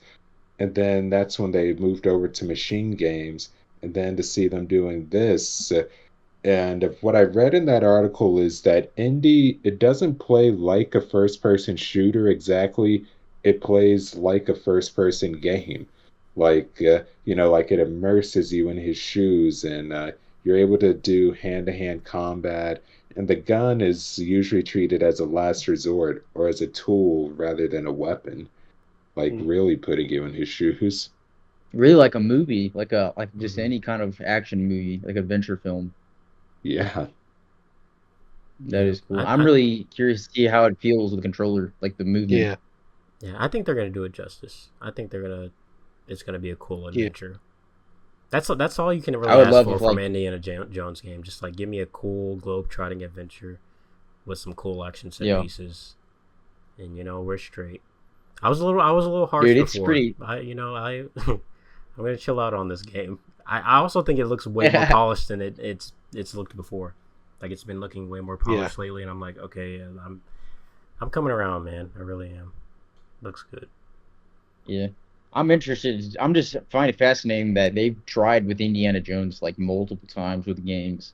I didn't know that he was this much of like a character Lego like Indiana Jones people is still the goat, desired. though. Yeah, Hmm. Amen. Childhood Yeah. right there. And then I remember I played one of the older Indiana Jones games on PS2. It was called The Emperor's Tomb. And I loved that game so much as a kid, and it was the only indie game I'd played at the time. But now it hasn't aged that great. But Lego Indiana Jones, I mean, that's always fun. It's as fun those as Lego Lego I games. played Batman. those before I ever saw the movies. That was my Yeah, me exposure to too. Indiana Jones. Yeah, You guys see the Dial of Destiny? I did. I It have was not. okay. It was Yeah, okay. that's what I keep hearing. I want to watch it eventually, but Yeah, it's fine. It's a fine. It does. It has some things of like Indiana Jones, and I think like Phoebe Waller-Bridge, who's a fantastic actress, does a good job in it, and Harrison is also pretty good in it. But it just felt so predictable, and like it still kind of copied the format of other Indiana Jones films, but it just kind of felt like, even though it's been a while since we had Indiana Jones, it just felt like the same old, same old. mm, But it was still pretty good. It has some good moments in there. yeah, I'll check it out How, eventually. how would you compare it to Kingdom of the Crystal Skull? Better than Kingdom of the Crystal Yeah, that's all Skull. you have to say. Hey, Yep. anything's better than Shia LaBeouf swinging guns, right? Oh yeah. CGI is better. It's crazy CGI is a because lot like better. that movie, it's like nuking the fridge and like that scene are the main two things that I remember from that movie. I don't really remember much of anything else at all, except for the My dad was motorcycle chase was cool. I like that one, but that's More about it. so, That's yeah. all I got. It's better off leaving that movie in the box. Let's forget it ever existed. It's all right. I'll watch Yeah. Dial of Destiny, and then I'll go back and just give Raiders another watch. That'll do it. Watch this game like retcon it, and it's like its own universe. The Indiana Jones games universe. True. Could you Oh yeah, imagine? this does like fit. I forgot which movies they said this was in between. I honestly forget. Temple and Raiders? I know I'm wrong. I think so. This might be my eyes, but does he kind of look like they maybe barely modeled him on Troy Baker, like a little Yes. bit?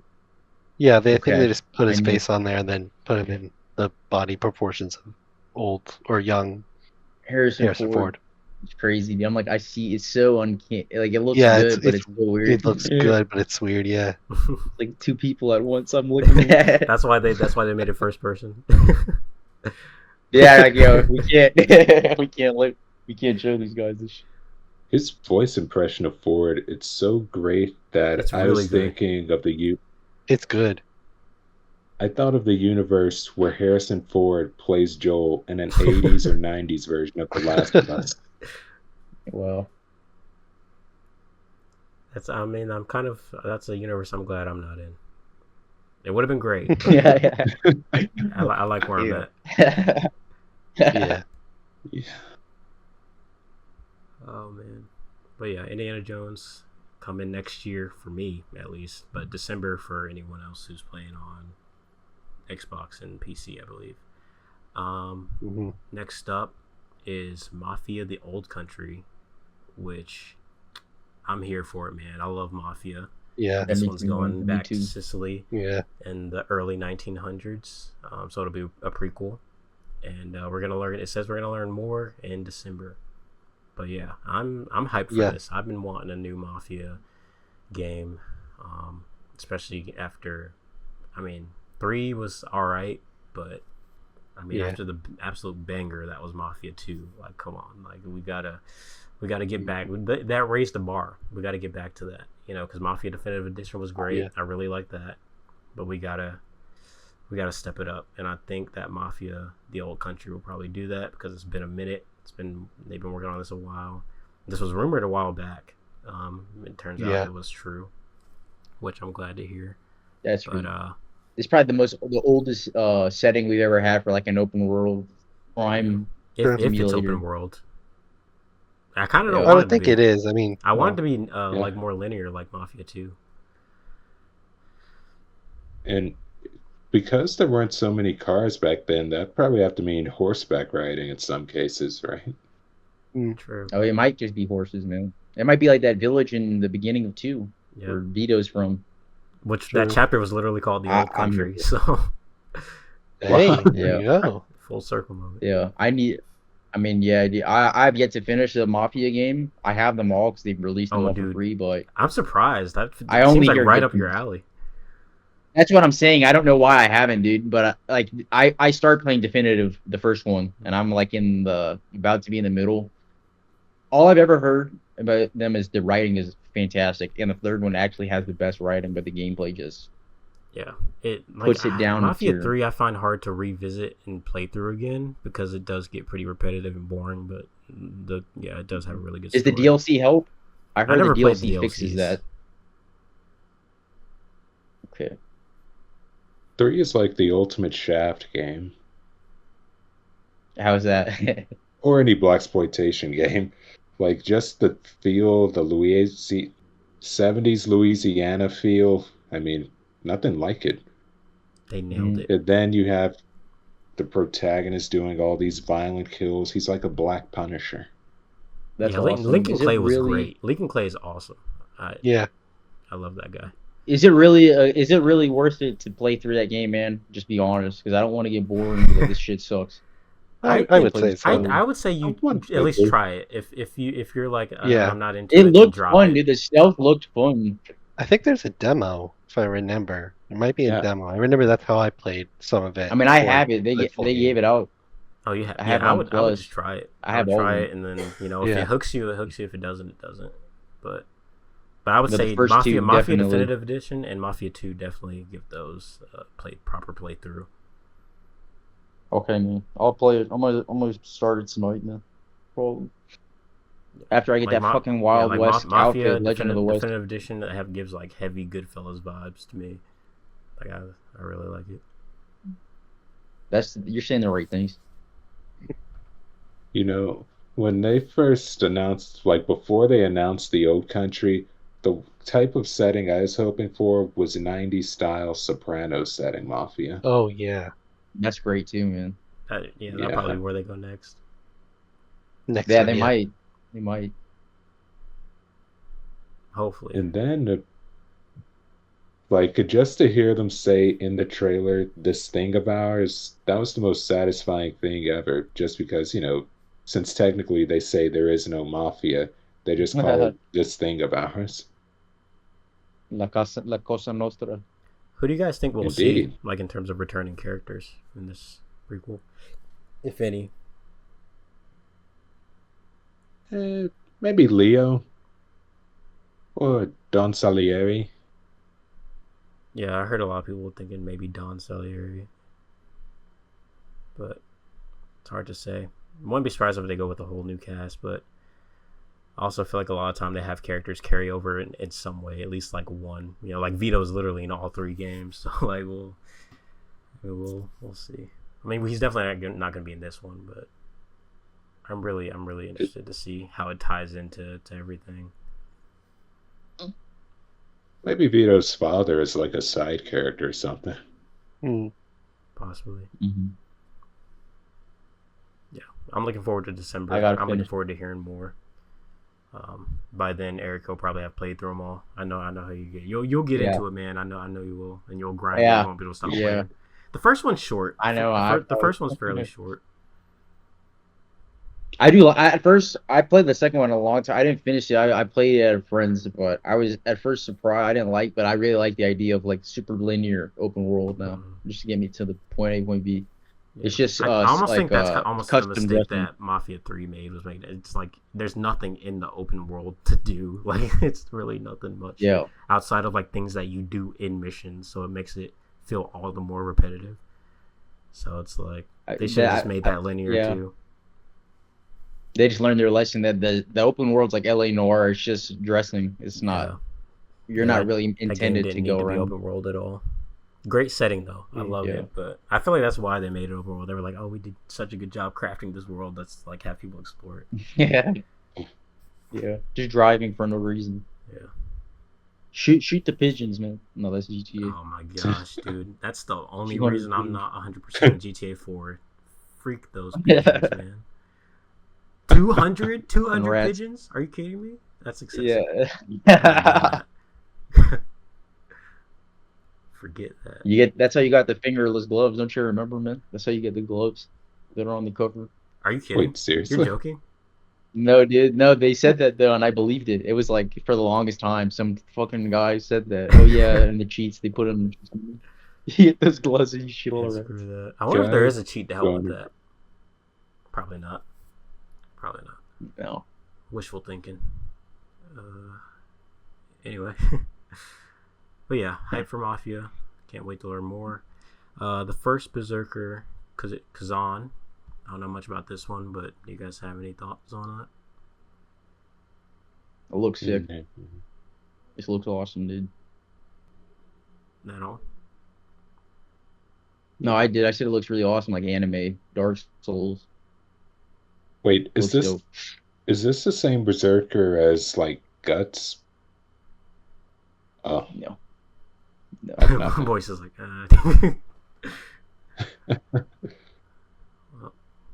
well, I've heard some things, but I don't know off the top of my head.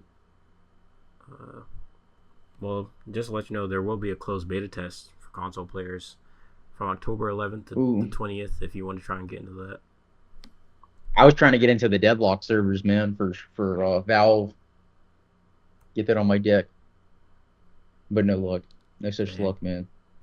They're hard That to would get be into, pretty man. cool, They're man. actually Like, kind I of fucking cool. play it. Yeah. That would be dope, dude. I'd be like, I'm one of the few people, man, that got early access to the new fucking Valve Steam. This game's gonna be around for a decade, bro. Like fucking Dota, Combat, or what's it fucking called? Counter-Strike. Yep. What's next? Diablo 4, I think, is getting a update. Any of you guys play Diablo? No. never. Yep, that's beyond me. World of Warcraft, The War Within. Blizzard basically was saying, hey, World of Warcraft is getting some new content, essentially. Just kind of an update. Any of you guys into WoW? No. No, but I'm sure we all will be by the time we're in our 80s because this will never go away, dude. This is like the longest run. Literally. It's impressive, man. I'll give them that. Yeah.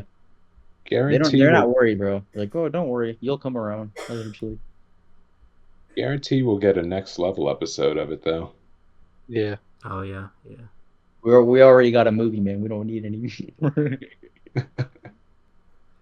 All right, last one on the list is Unknown 9 Awakening, which I do actually like the look of this game.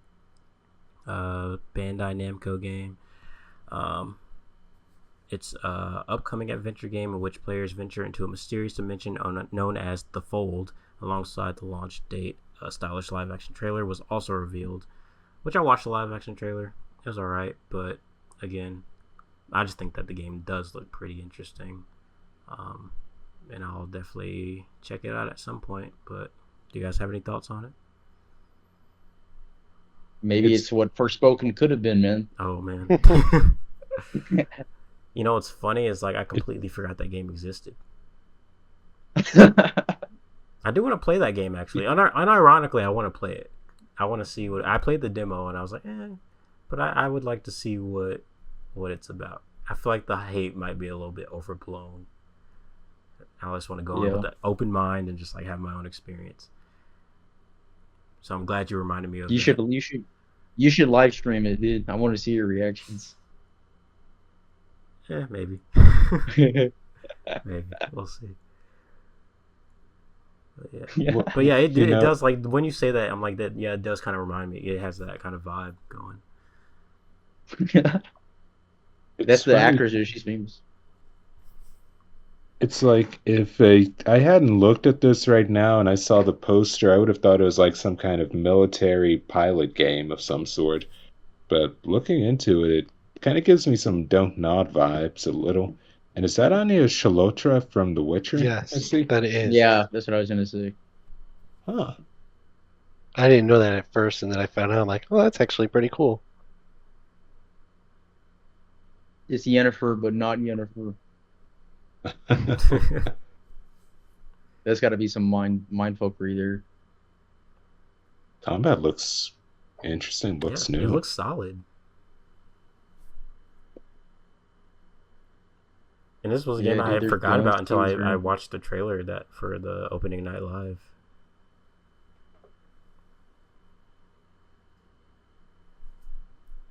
It kind of reminds me of the other game too. They're like a couple. It's like a new game. Banishers. Oh, Banishers, New Eden. Yeah. Yes. It reminds me of that a little too. I'm surprised you guys remembered that. That name was just. It was a video game. I guess the game really was. It's a the writing must have been that good. That's true. This is your job. I have to remind myself that it came out. I just keep forgetting. I got kind of pissed off because like one of the IGN reviewers was like, oh, it's a crevice crawler or whatever they said, where you like go through like the crevices. Yeah, they were like, oh, for some reason you like go through. For one, it's like, okay, there's a technical reason behind why that happens. It's not just like for some reason they do it. I was just like, I don't know. I was like, I know they were trying to be funny and all. I was like, nah, dude, like you just sound kind of ignorant. And I'm not usually the type of guy who gets mad at like IGN reviewers. Like, I don't like. I'm not that type of person. I actually like IGN, but like that was one thing where I was like, really. You just missed it too. You missed way too far, man. Yeah, you like completely missed the point. Especially because like that game seems like it has a bit. I know we're in the next generation and all. We've been here for a while, even though it doesn't seem like it. But like that seems like a smaller game with a smaller budget. So it would make sense for it to have those kinds of things, not just for like. I mean, sometimes it can be like stylistic. It can be like a choice, but for the most part, it's like it's there for a reason. They gotta have those time to load in the levels and the world and stuff. So I was like, I mean, y'all didn't have to make that like a flaw, Yeah, have to make especially for like a developer this small. Yeah. I get if it's God of War and shit. But yeah, I don't even trust IGN's movie reviews at all. I never watched their movie reviews actually. What do they do wrong? What do they do wrong at? Like some of the most of the Marvel movies, well, the good ones at least. I remember they gave Civil War a 7 out of 10, and that's crazy. That's crazy. That's crazy. That's easily right below Endgame or Infinity War, honestly. And like even Alien Isolation, like that's probably the most infamous one. They gave it a 5.4. I remember that. Whoa! I remember that. Yeah. That was crazy. I feel like I remember that. Wow. Jeez, dude. I'm pretty sure they gave OG Assassin's Creed like a 6, right? That sounds about right. I like Assassin's Creed, but yeah, I wouldn't say I completely disagree with the. I mean, I don't think the game that makes it seem like the game is bad, which is not, but I think they gave it appropriate a 7.5. That seems about in line. That seems generous, even, dude. Yeah, I would just give it a 7. Yeah.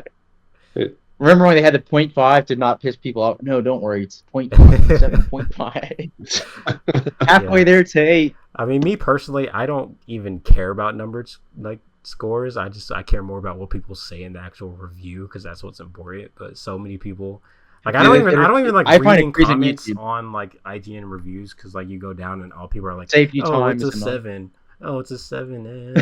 Dude, why though? Why? Especially because like these outlets have like literally they have like scales. They aren't just like arbitrary numbers, you know. So it's like I don't know. I feel like people just like need to like take the content. Like what is the review saying? Forget about the number, and also make up your own mind. If just because IGN gave something a 7 doesn't make your opinion on something any less valid or real. It's like, oh, you love this Some people, game. no matter IGN gave it a 7 out of 10.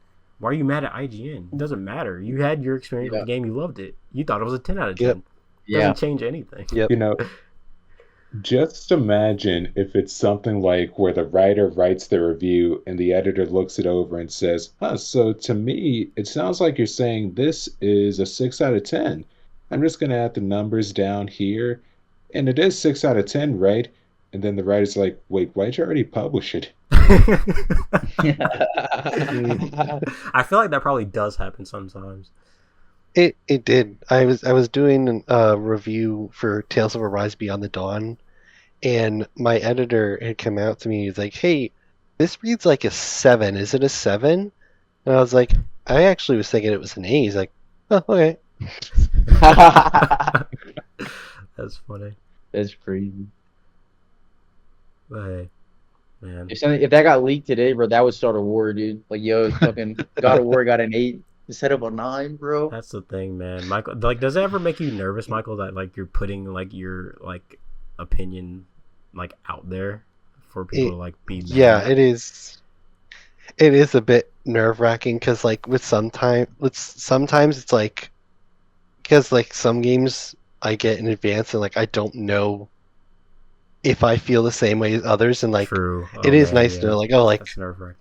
You know, if certain games work with people, like, you know, like I was doing Monkey Ball, and for that one, I like previews had come out and like I knew people were enjoying it, but I didn't know if like my enjoyment was as much or as little as other people's, and so that was that one was a bit nerve-wracking because it's a really hard game. So I was like, I don't know, like would I detract points or like up points because it is a big challenge, and putting my score out there, it was, like I said, nerve-wracking because it's like I don't know if people feel the same way about the game, or if they're like, oh no, this is like the pinnacle of Super Monkey Ball, like, oh no, this game like sucked, like compared to Banana Blitz, like no.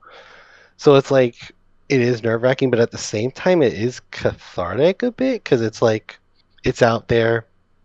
I did my piece. There it is. Yeah. And people can enjoy it or not enjoy it.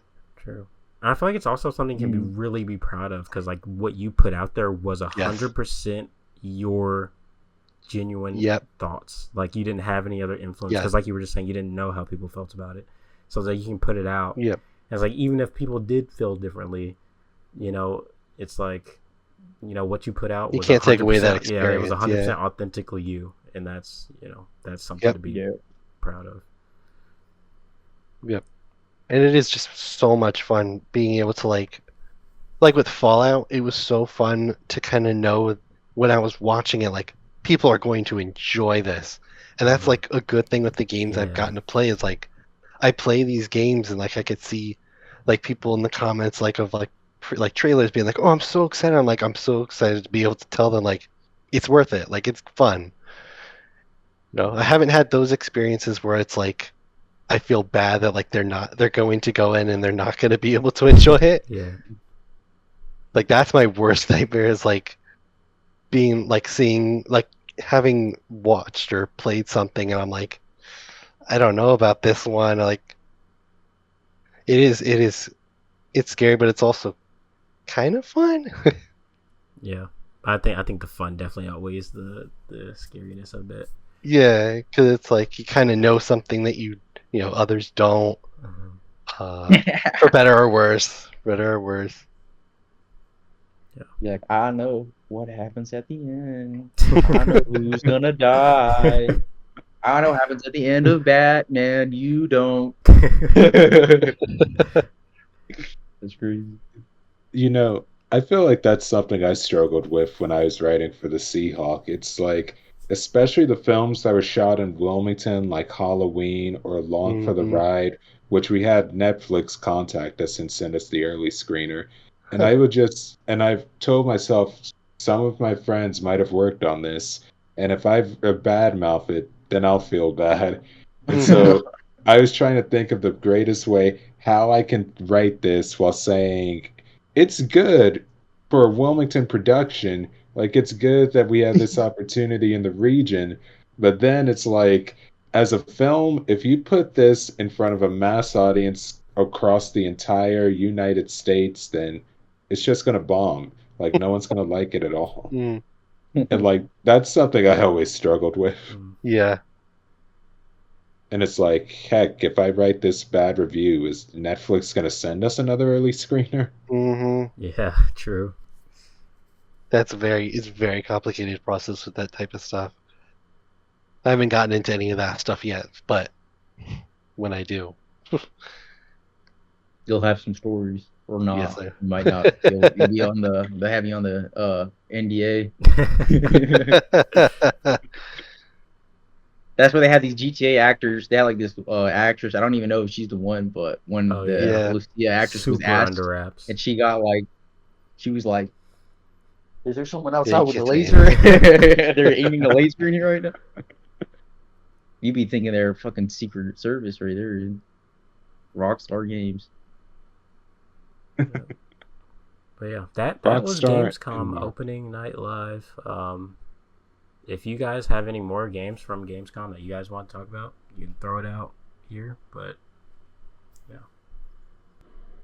Did you catch that? I don't know if it was part of Gamescom or not, but it came out around the same early time frame. The new gameplay overview video for Assassin's Creed Shadows. oh, I didn't okay. see that one. I saw that. It wasn't part of How many- Gamescom, but we can talk about that. I have thoughts on that.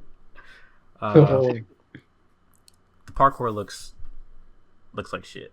As much as that pains me to say, I think it actually doesn't look very good at all.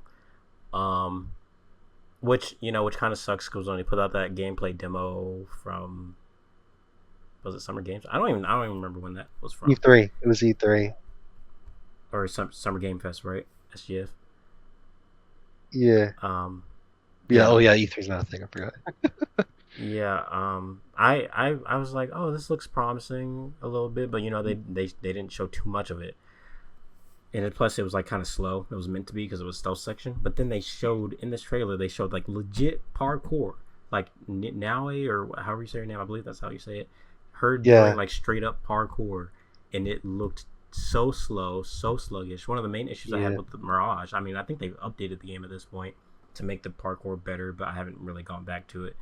But like the parkour is just like so slow and weird, and it's like it shouldn't be that for a game like Mirage where you're like literally a hidden one. It's like, okay, you want to be slow with like Eivor, Viking, whatever, it's fine, it's whatever.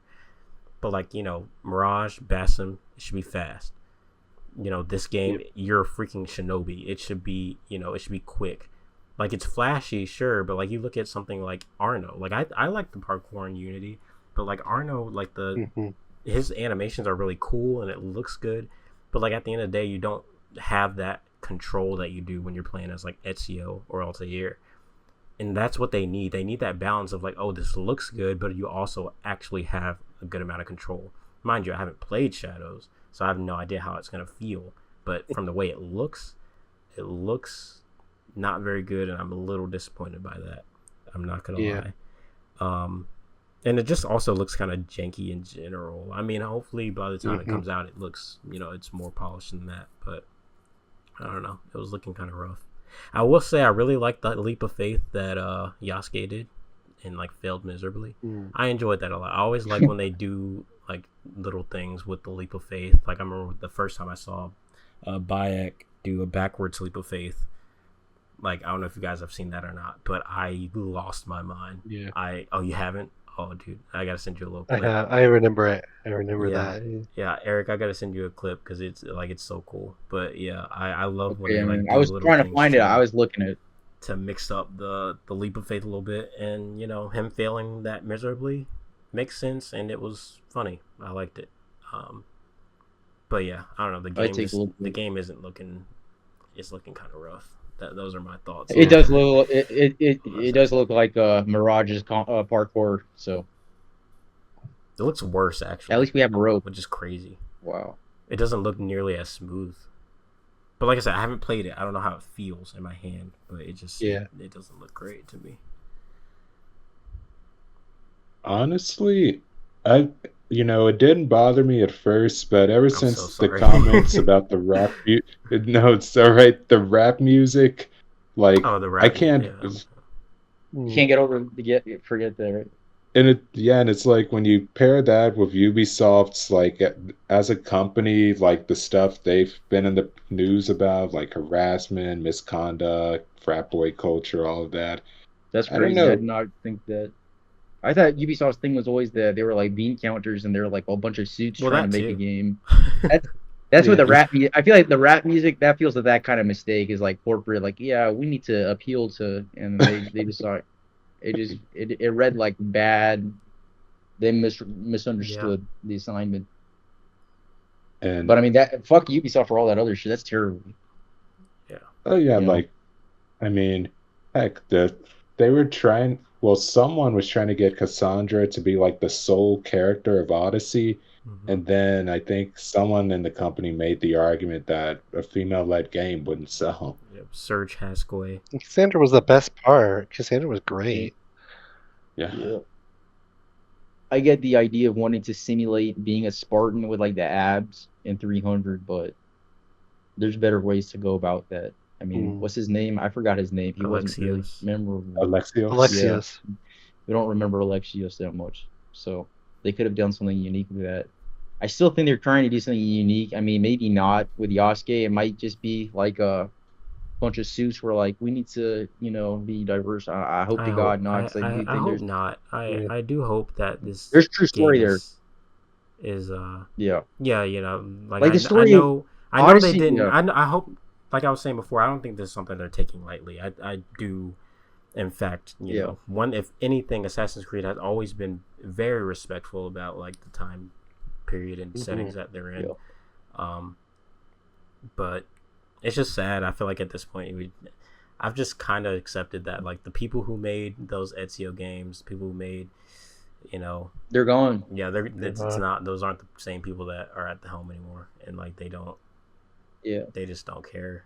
They don't care anymore, man. You got that from the parkour. That's when you started. You were happier last week, man. Listen, it wasn't just the parkour. If you saw the parkour, you're like, listen, that was just that was one of the things. But I mean, it's something I felt since Mirage. Like Mirage, I was thinking that. But then like Assassin's Creed Shadows, I was looking at it, and I was like, oh wait, this actually is like. I don't know. Like I was saying before, the series has like this weird chokehold on me. I'm like, oh man, I keep going like, oh maybe they'll do something in this game that'll like it'll bring back this. Maybe they'll bring back the modern day and like I don't know. They just keep burning me over and over again. And I keep going back to them. It's like that toxic ex you just keep going back to. We wanted Japan. We've wanted Japan since like 2, and back then we evolved our thinking it's going to be like Unity's parkour in Japan, and then it became what we have now, which is. I don't think that parkour is a big part of this game, man. I'm sorry to say that. I think you're only supposed to climb into the outpost. You're not supposed to be doing that all the time. And I think that's fine. That's the vibe parkour doesn't have to be a big part of the game, but it should be good still. Because that's it made sense. I mean, remember when I shared you that huge ass list of all these things? Like, oh man, the rope mechanic physics are real, and that's when I was thinking, okay, man, we might have like a return to form of the parkour. Who knows, man? Maybe we still have some time. Yeah. I doubt it. It'll probably be more polished. I'll probably get this game and I'll probably enjoy it. I can almost guarantee that I will, hopefully. But I don't know. It's just one of those things where I'm like, I have to really think about it for a second. I'm like, am I playing this because I really, really want to play this, or am I playing this because it's Assassin's Creed? And I have to. Yeah, that's true. I will probably get it on Black Friday. Wow. Fair. Dude, Metal Gear Solid comes out this year, right? Delta? Metal Gear Solid 3, is that this year? Delta? I think so. I think it's next year. Because I think it would have had a date by now. That's true. Okay. That's true. Well, we got Silent Hill 2. You got, I mean, I got all of a sudden this year got fucking Alien and fucking Metro and Batman. But Metro? I mean, yeah, Metro Awakening, but that's coming to all the other headsets too. I think Alien. Oh no, I think that it's not. But I mean, fucking Silent Hill 2, fucking Assassin's Creed Shadows, fucking. I'm trying to think what else this year has been Indiana jam-packed. Jones. Indiana Jones is there. this year. Black Ops 6, I think is. You playing know, Astrobot, Eric? Yeah, I'm going to think about it. If I see I'm going to play that game regard. I'm not gonna. I don't think it's day one, but it depends on how crazy it is, you know, because that demo is so good that free game's so good that they got this, and it's like we don't have any right now, and we do need them. Crash 5 should exist. It doesn't because of a stupid MOBA game. Because of a battle royale, not because they invested their money stupidly like Rockstar did. Let's make a multiplayer game. That's what people want. You don't have a history of doing that, then don't do it. I mean, Naughty Dog, how many years, how long were we tortured with this game that's not going to come? You know? Yeah. I don't think that they're doing multiplayer in Last of Us 3. No. It's just too. I don't think companies that are multiplayer stick to multiplayer. You know. You know what's crazy? You know what's sad? Actually, I feel like Factions 2 would have came out and it would have been more successful than Concord or any other of these other multiplayer games that Sony's been trying like combined. Yeah. Maybe not. Maybe they had not. A good I mean, thing. Helldivers probably would have matched it, but like, man, like, dude, people loved Factions, bro. I don't think people. I don't think they realize how much people love Factions. I mean, I'm not one of them. I barely play Factions, but like, I know that was like they had a hardcore fan base on Factions, dude. It's crazy because they put a lot of time. You can tell it's very unique. There's not other games that are like closely copy that. It was like Uncharted, but super realistic. The multiplayer. And I liked it for that. And we have Uncharted 4 has multiplayer, but Last of Us 2 doesn't. How to make that make sense to me, please? Well, it was going to, until it didn't. I wonder how busy the lobbies are, dude. I bet Last of Us lobby is still packed, dude. Oh yeah, I remember I was trying to get the platinum for the Last of Us Remastered a few years ago, and it requires you to play the multiplayer. And I was like, I'll take a crack at it. And yeah, it was no issues getting into games at all. Like, people are still playing it. Yeah. That's like the only game that whenever I play, I'm like, you have to go slow. You have to be like tactical and take your time because you die so fast. But I got a couple kills, man. It was fun. I had fun with it. I felt really good that I fucking got a kill because I never get kills in that game. Felt that. The people that are there's no life in that. They're fucking really good. Oh man, I'm gonna try to get back to Mafia though because this game's coming out and you guys have sold me on it. I mean, I've heard so much about Mafia 3 and Lincoln Clay, and I gotta play it. I will say this though, like, I don't know if it's still a mess or not, if it's still fixed, but Mafia 2 Definitive Edition, they say it's buggy as hell. Yeah, that's what I've heard. Okay. I heard that too. When I played it, I don't remember running into too many issues. But I also, I don't know, I tend to get very lucky with a lot of times like that. Like when I first played Cyberpunk, I didn't really have very many issues at all. Like I had like a few glitches here and there, but nothing like game breaking or anything. So I tend to be very lucky when it comes to my experiences with buggy games. Wait, which system did you play it on? Xbox PS4. One. Oh wow, you were on Xbox One. Wow. Yeah, I still am on Xbox One. Yeah. I haven't even upgraded to Series X or anything like that. I was on Series S when I played it, which might explain why I didn't run into as many issues. But you played it on last gen and you were still fine. Original Xbox One. That's incredibly lucky. Yeah, very lucky. So it didn't look great. Like, I want to get it so bad since it's $14.99 for all three on Game Pass right now. And I've been trying to decide for days now if I should get that or just get the original one for PS3. Well, which one? Oh, Mafia 2. Oh yeah. I don't know, man. That's right. I don't want to steer you in the right or the wrong direction and say get the Definitive Edition, but that's where I would go. But to be honest with you, I don't. It's really not that big of a difference. It's really not. Like the Mafia 2 and 3 definitive editions are, they aren't that different from the original versions. Yeah. Honestly, I think I might just go with the Xbox version just for convenience, just so I don't have to go tracking down the PS3 copy, even though it would be good to add to the collection. Yeah. I have to think about it.